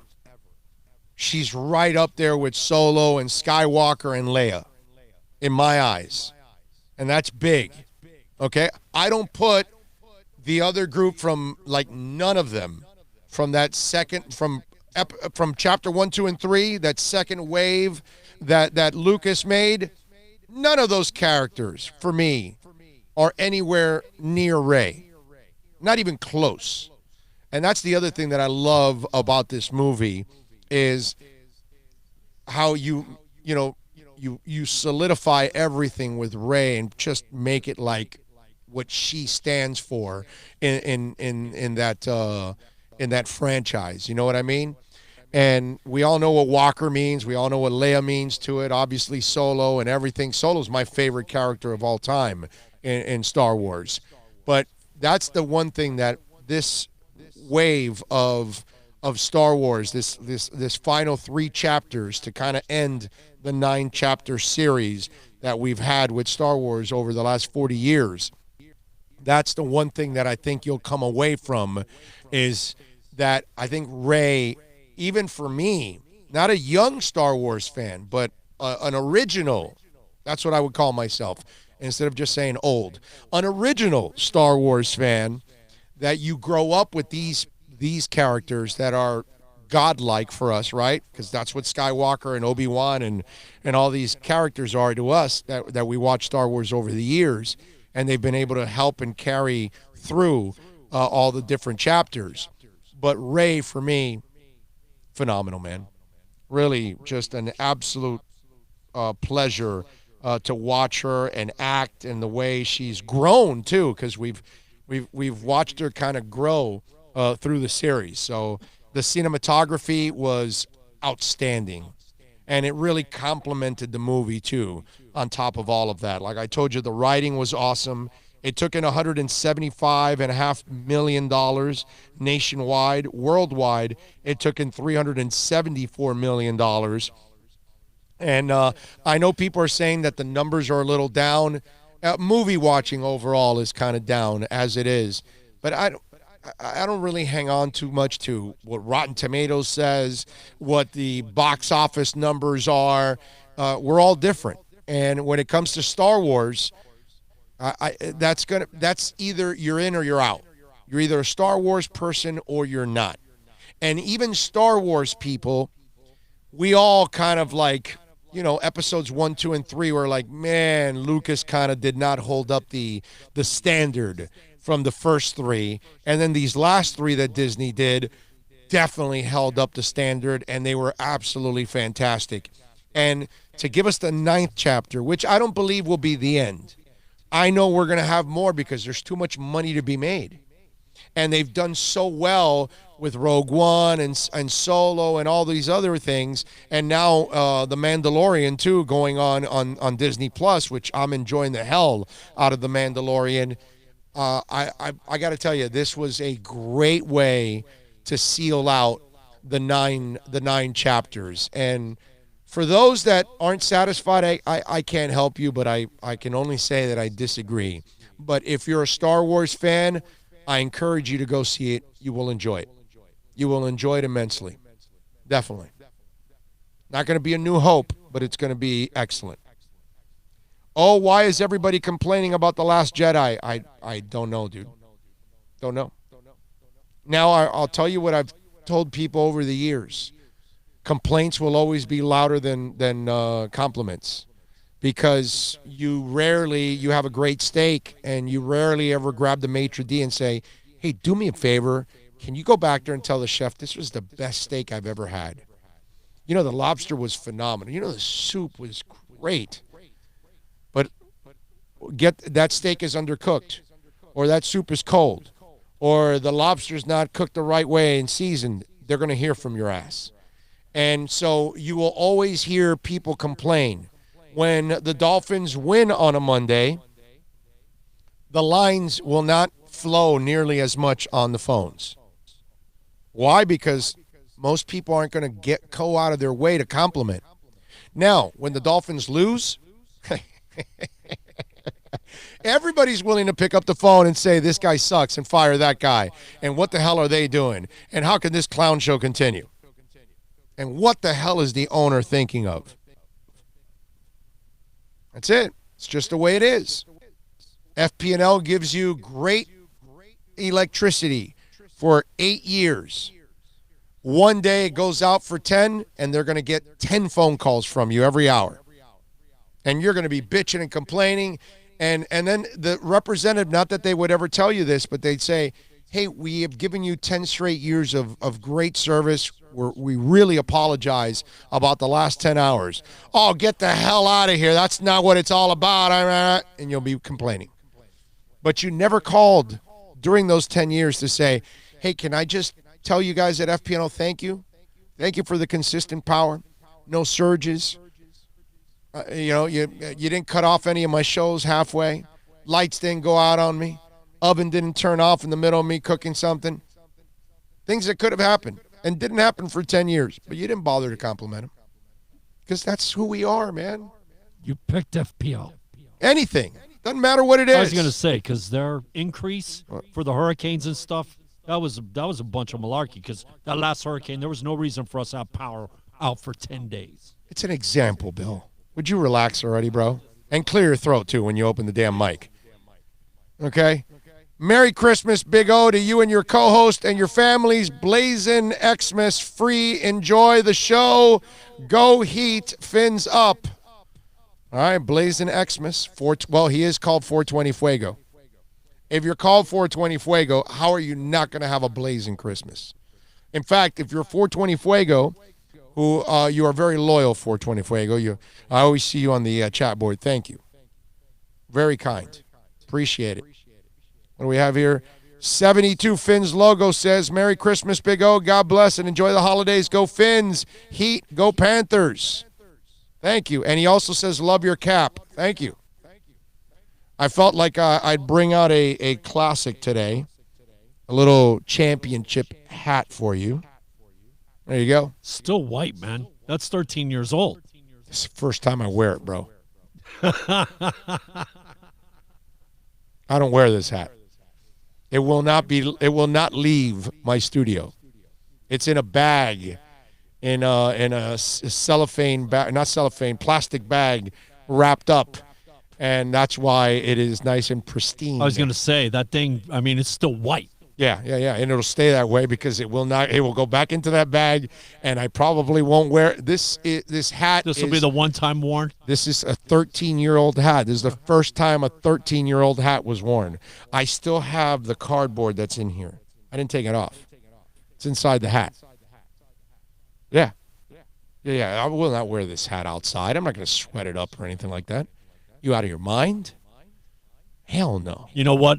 Love white hats, but no, you can't. Right? No, this is just a collector's item, is what it is. That's all. My favorite white, obviously, is the Merino Hall of Fame. Yes, that you brought. Yeah, that I think I put it on my head one time. Literally, just put it on, and that was it. Never worn. It is like yours, put away, blah, with a stack of other hats that are like that. That, yeah, have never been worn. I think I'm getting here like weed talk now on YouTube here because Myron goes to 420. I'm blazing LeBron James pizza. And then 420 Fuego says, nice, and then he puts fire, fire, fire. Now, LeBron James pizza, is that the name of weed now?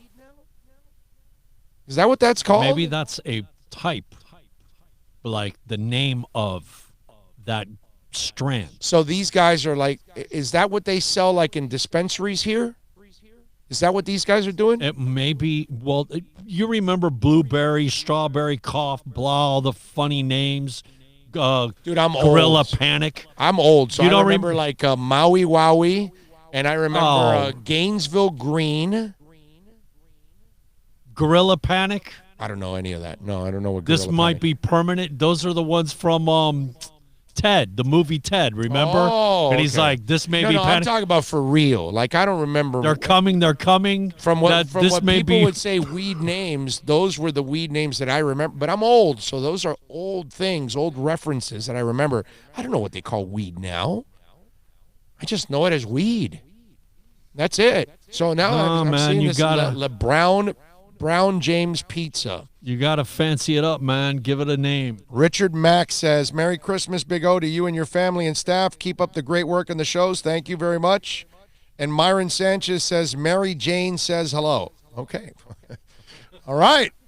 So apparently it's Christmas time, and there's a lot of Christmas green going around. There's a lot of piney situations going on right now out there with everybody. All right, we're way late, dude. Brody Miller from The Athletic. We talk Joe Burrow and LSU next. Plus tax title. Dealer fee on approved credit offers end 11/10/19. Over 1,500 Toyotas are on the ground, and truckloads of new 2020 Toyotas just keep on coming. To eliminate all 2019 models, Toyota of Hollywood is holding the ultimate 2019 model year changeover event. Make us an offer, any offer, and you can buy a Toyota at up to 50% less than their original MSRP when new and used. 50% less. A pre-owned 2019 RAV4, not $30,000, $19,775. A pre-owned 2019 Camry LE, not $26,000, $17,775. A pre-owned 2019 Corolla LE, not $22,000, $12,775. Pay up to 50% less at Toyota of Hollywood, the #1 volume Toyota dealer, based on total retail sales of new Toyotas in the Southeast region for 2014 to 2018 per SET, on 441 between Hollywood Boulevard and Sheridan Street. Open till midnight. No one expects to get into a crash, but I expect you to go to accidentlawfirm.com if you do. Make sure when hiring a driver, you go through a rideshare app so that you can be covered by the insurance, which can be up to $1 million whether you're a passenger or a driver. In other words, don't try to save a few bucks by paying cash instead of going through the app. I'm attorney Bobby Nunez from Nunez Law in Miami, and we're here to help you through the process. Go to accidentlawfirm.com for a free consultation from me, Bobby Nunez. That's accidentlawfirm.com. Thinking about buying or refinancing a home? Act now. Home values are ticking up. Don't put off making a move any longer. Call Michael Kodsey now at Choice Mortgage Bank, 561-441-2730, while mortgage interest rates are still at historical lows. Call now to get pre-approved and buy your dream home. If you're currently paying over $800 a month for rent, call 561-441-2730 now before interest rates go up. Down payments as low as 3.5%. Veterans may qualify for no money down. If you own a home, but you're upside down, Michael Kodsey can help. If you're being denied by your bank or your loan process is taking too long, call 561-441-2730. Act now while fixed rates are still under 3.5%. Offices in Boca and Boynton Beach. Rates and terms subject to change daily without notice. Equal housing lender. NMLS 122081.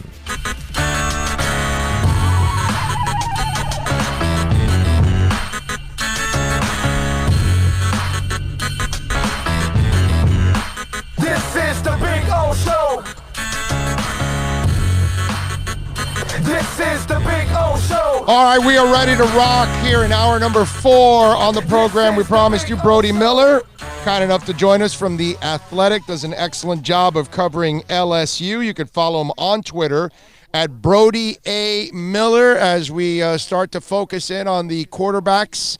And Brody, good afternoon, my man. Thank you for joining us once again, my friend.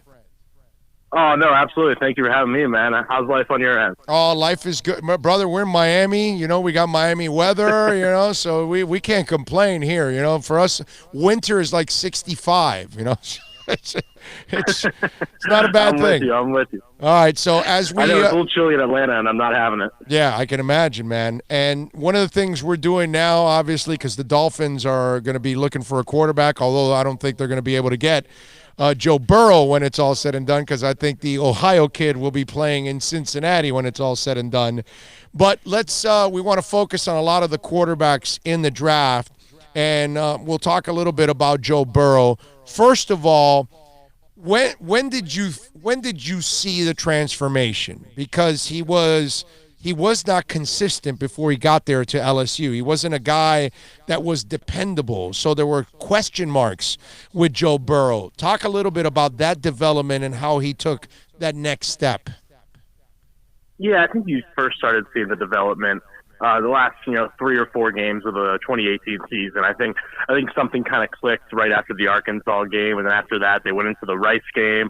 And all of a sudden, you started seeing him open up a bit more. You started seeing him a little more kind of fluid in the offense. And then the Texas A&M game, well, everyone will remember the 7 overtimes and LSU losing.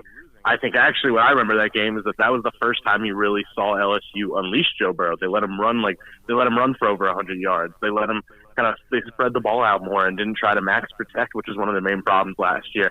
So I think you really started seeing what he could do the last 3 games, because then he threw for about almost 400 yards in the Fiesta Bowl. But then you go into this season, and I think the key is it was this kind of perfect storm of, all right, Joe Burrow finally had a full off season in Baton Rouge, which he always talks about how important that is, because he was only there about a month before the season started last year. So he didn't have any connection with his receivers. He was learning this new offense. He was under center for the first time. So he finally had a full off season, just work with his receivers at just ridiculous lengths, just nonstop.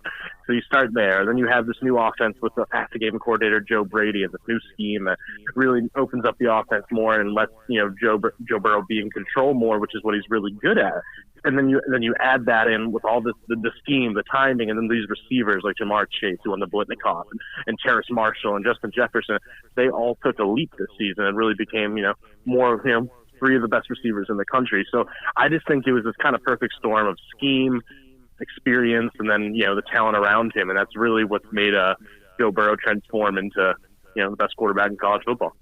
So leadership-wise, obviously, dude, when I saw that Heisman speech, I'm sure every mother in the world said, okay, you can marry my daughter right now. And for me personally, I saw a kid that obviously had some pretty good upbringing, had some people that influenced him, whether it was siblings or parents or coaches or whatever, but he has a lot of values, and I really like that a lot about the kid. Talk to me a little bit about leadership and how he handles his teammates and how they gravitate to him? Do they play hard for him? They absolutely do, and I think it took a little time to get there. I don't think it's something that happened overnight or happened right when he first got here. I think his first few months there, it was really more of he just kind of put his head down and worked, didn't try to be the guy talking to everybody, didn't try to force it. But now he's at a point where, and I think part of it goes with how well he's playing, but I mean, that he is in command of that entire football operations building. I mean, everybody, what he does, people follow, and now everybody trusts him. So, and he has this kind of mix of cocky toughness, and he's the guy who takes massive hits and just gets back up and talks a little trash to the guy. He's the guy who predicted before the Texas game. He turned to his offensive lineman and said, "All right, I'm going to throw for 400 yards on them," after he saw them shoot the cannon through his jersey on College game day. He's just kind of got that kind of ridiculous toughness and swagger that elevates it, that really makes people fall behind him more. And you go back to some games like last year, the Georgia game where he ran in 2 different goal line touchdowns and ran on the bench and beat his chest screaming, "This is my effing house." Or you go to the Texas A&M 7 overtime game where he played so hard that his body literally fainted in the locker room. And there's these things that just kind of, or the massive hit. Remember the blindside hit he took against UCF where he was down for a minute and then he went back up and threw for another 300 yards after that. So I just think he has all these moments that everybody would follow that guy. He's the hardest worker on the team. He's the guy, I like to call him like the third offensive coordinator, because he's so involved in that offense that he's actually the one coaching the rest of the team on it. So I think it's fascinating to watch his leadership progress over his 2 years, because it wasn't necessarily his strength maybe not last season, and now it's pretty clear cut. He's the guy everyone follows now. Are you convinced he's an NFL quarterback? It's a good question. I think that's the toughest thing for anyone to predict. So I think NFL GMs even struggle with this. So it's hard for me, as you know. But still, to answer your question, I think yes for a few reasons. One, he's accurate. I mean, people are going to point to his arm strength and things like that, and he doesn't have an elite arm. No. He's not elite in the arm strength category. But I don't think in the modern NFL that's that important.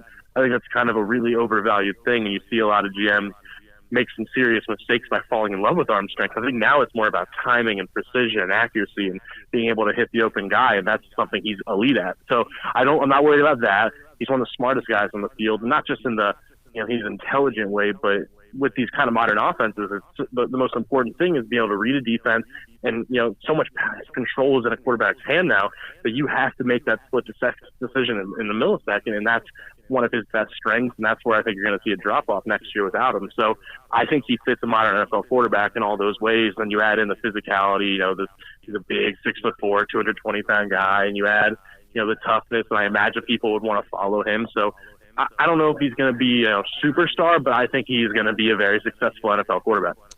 Brody Miller, of course, from The Athletic, joining us. You can follow him on Twitter at Brody A. Miller and catch his work there at The Athletic college football side. Now, when one of the things that I do like about him, and this is what I've also learned watching him this year, was the mobility, the craftiness behind the line.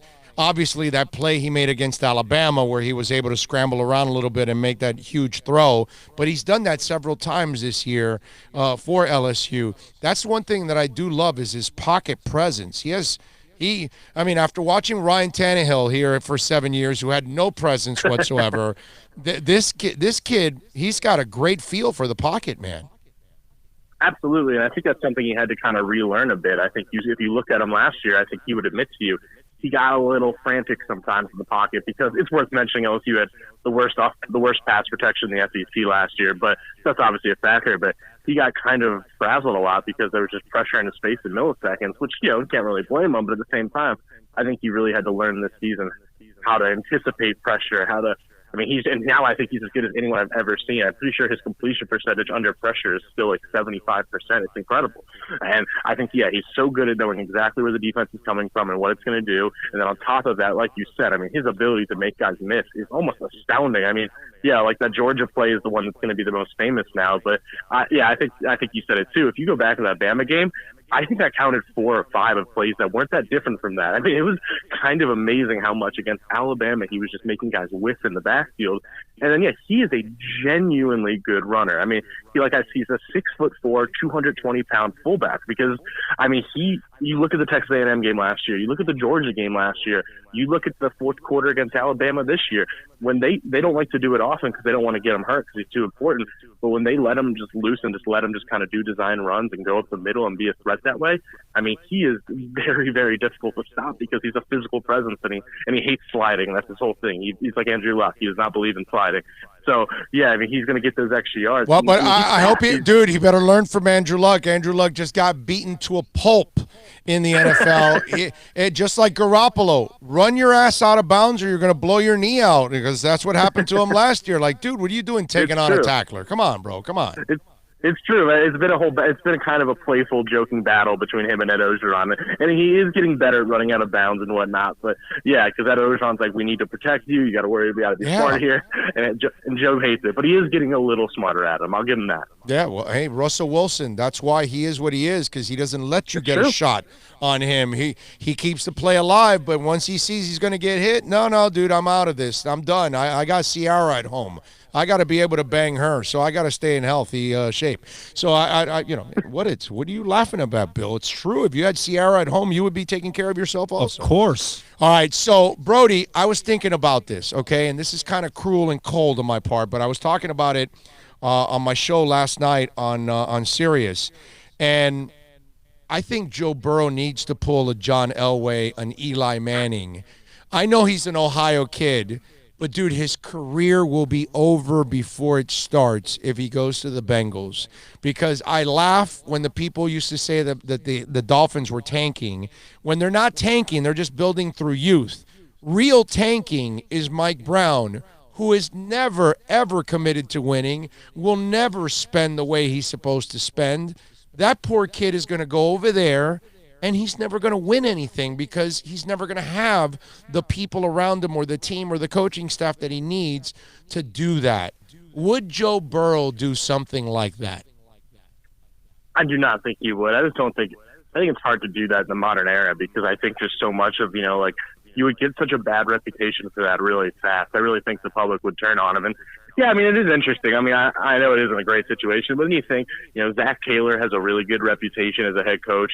And I mean, as much as I know they're not winning and all those things, I mean, the word you hear out of Cincinnati is you hear a lot of really positive things about Zach Taylor as a coach. The roster is just kind of a mess. And then you think, okay, the offensive line was pretty bad this year. Well, it is worth mentioning they took a top 10 pick on Jonah Williams, left tackle from Alabama, who was the consensus best O-lineman in the draft last season.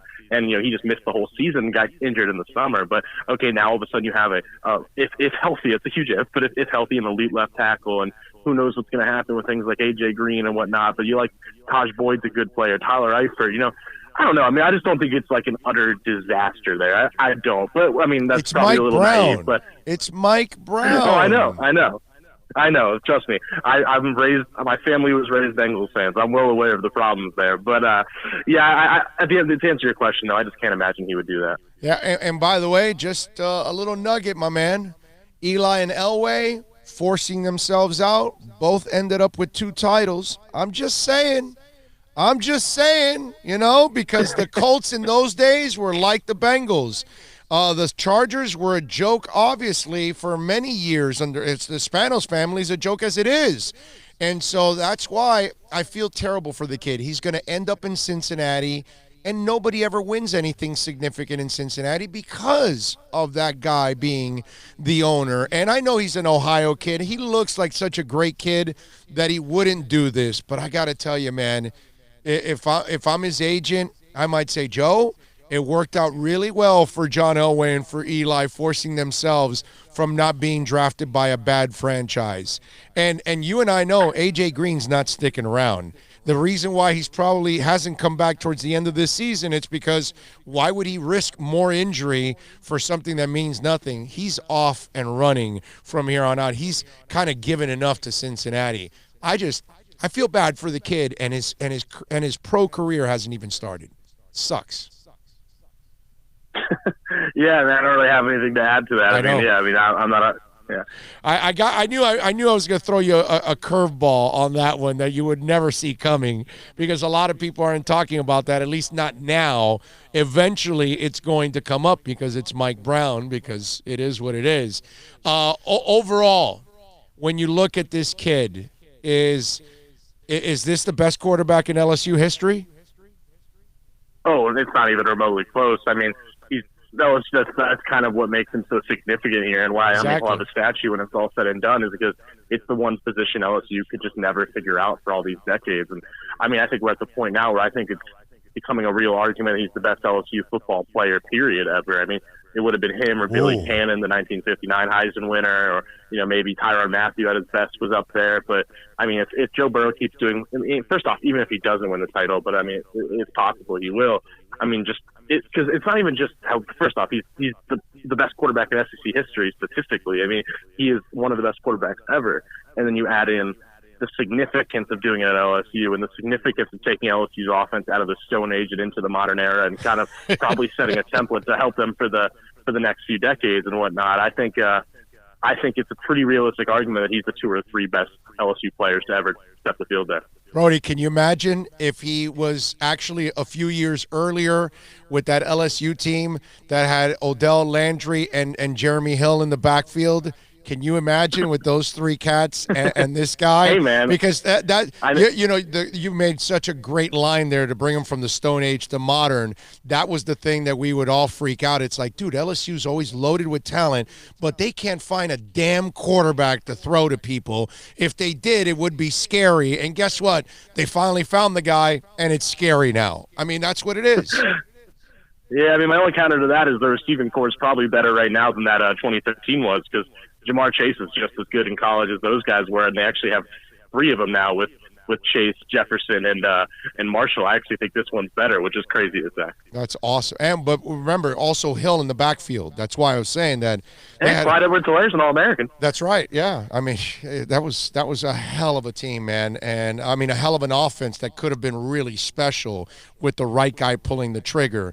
That would have been a lot of fun to watch. Brody, how healthy are they? Are they missing anybody for the bowl game? Yeah, I mean, it's been the news of the week this whole week that Clyde Edwards-Helaire, their superstar running back, is dealing with a hamstring injury right now, and his status is still questionable. Nobody really knows exactly what's going to happen there. Ed Ogeron said yesterday that they still don't know, but then Steve Ensminger, the offensive coordinator today, might have loose lips, actually kind of said that he is going to play. So, yeah, no one really knows, but it's also the interesting thing of LSU's a 2-touchdown favorite here. Do you push him if it's iffy? That's kind of the debate. But other than that, the team's pretty healthy. Yeah, don't push him. I'm sure the second stringer will be just fine and more than enough for that team because they're absolutely loaded. How was the recruiting class going in? Because I would imagine LSU, with all the success that they're having right now, they've got to be red hot in recruiting. Well, how's that gone? Yeah, they have a top 5 class in the country. They're number 4 right now. They got a pretty loaded group of skilled players coming in. They got a top 50 receiver. They got the highest rated tight end in 24/7 sports history. They got a pretty deep group of defenders. They missed on some top guys like Jordan Birch and one other receiver. So they were close to having the number 1 class in the country. So they're a little disappointed there as they missed out on a few top guys. But grand scheme of things are pretty good. So who's taking over for Joe Burrow? Because he's got big shoes to fill. Right now, it looks like Miles Brennan is the next guy up. He's been waiting in behind him for 2 years. He's got a really good arm. He's used to RPO. He grew up in an RPO system. He's no Joe Burrow, and nobody is, but he's got a really good arm. He's a relatively smart kid, and they're going to be so loaded at all the skill positions next year that you probably only need him to be, decent for LSU to have a good offense next year. But it's always possible they look at the grad transfer route, but I'm just not too sure. Follow my guy Brody Miller, man, on Twitter at Brody A. Miller. Keep up with his work at The Athletic, and especially if you're an LSU fan, he is a must-follow. Brody, do me a favor, my brother. The next time you see Joe, lean over, whisper in his ear, tell him, don't go to Cincinnati. Don't go to Cincinnati. That's all. Just tell him no Mike Brown is a good thing. All right, man. You got it, baby. You be good. There you go. Brody Miller, man. Good stuff there. As always, we appreciate it. Poor kid. His career is over before it starts. Now, Brody was probably a little perturbed because his parents are big Cincinnati fans. So I'm kind of trashing the team that he likes and his family was raised liking. Although he said his family, clearly it seemed like he was smarter and did not choose Cincinnati as his favorite NFL team. Yeah, but that's his roots. Yeah. I know. It's just like, if you're a Bengals fan and you're still showing up to that stadium, why? Why would you give Mike Brown your money? No, if you're a fan, you're a fan, man. No, I Don't know, be but- fair. No, Don't no, be no, fair weather. No. I said it. No, this is consistent. I said it to Marlins fans. While Jeffrey Lurie was owner, I said, don't go. Don't spend one penny. Don't buy a shirt. yeah. Don't buy. He's the same thing, dude. That's true. That is They're true. not- They're the same You're equivalent. spending your money, and they're not trying to win. They're not trying to win. Mike Brown is never trying to win a title. So why should you spend your money? It's what I said yesterday on Sirius, is the Jets are incompetent, and the Redskins are incompetent, and the Dolphins have been incompetent the last 20 years, and the Arizona Cardinals have been incompetent. But it's not that they're not trying. They think they're doing the right thing. They all spend money, but they're trying at least. And I give you, maybe I disagree with the way you're doing it, but you're trying, okay? And Ndamukong Suh was not the answer, but you tried. Saban was not the answer, but you tried. Parcells, Jimmy wasn't the answer, but you tried. Mike Wallace. Whatever. You're trying. God. I never liked the move, but I could have been wrong. Mike Wallace could have been a stud and whatever. You tried. You spent money. When do you see the Bengals do that? I'm sorry. When do they get Saban? When do they get Parcells? When do they get Jimmy? When do they get a quality coach? When do they get a big name? When do they spend big money in free agency? The only thing they get, NFLans. Yeah, that's it. That's all. And that's because of Mike Brown. That's why I'm saying that if you're a Bengals fan, you're nothing more than an enabler. You help him be there. You should make that stadium absolutely empty every Sunday. There should not be one Bengals fan in that stadium ever. And watch how that becomes one hell of a story, and it goes right to the door of Mike Brown. But like I said on the podcast, I forgot to mention it to Brody. If Joe Burrow, by some miracle, decides to hold out and doesn't want to go to Cincinnati, Mike Brown will not trade him. Mike Brown will keep him and let him hold out because he doesn't care about winning, and that's dangerous. So that's the problem with that whole scenario. Okay? But, hey, it is what it is. What are you going to do? It is time to wrap it up here on the show. Jess, what do you got for us? No? We're not hearing anything there, Miming. Nothing. We got. We will be back tomorrow. We'll have a short program tomorrow. Clean. That sounds like a hip snowmobile, man. No, it wasn't a snowmobile. It was a sled, you know? One of those big sleds, you know? And he used to have. So we thank Manny Navarro with our Caneswear Miami Hurricanes report. A great present for the holiday.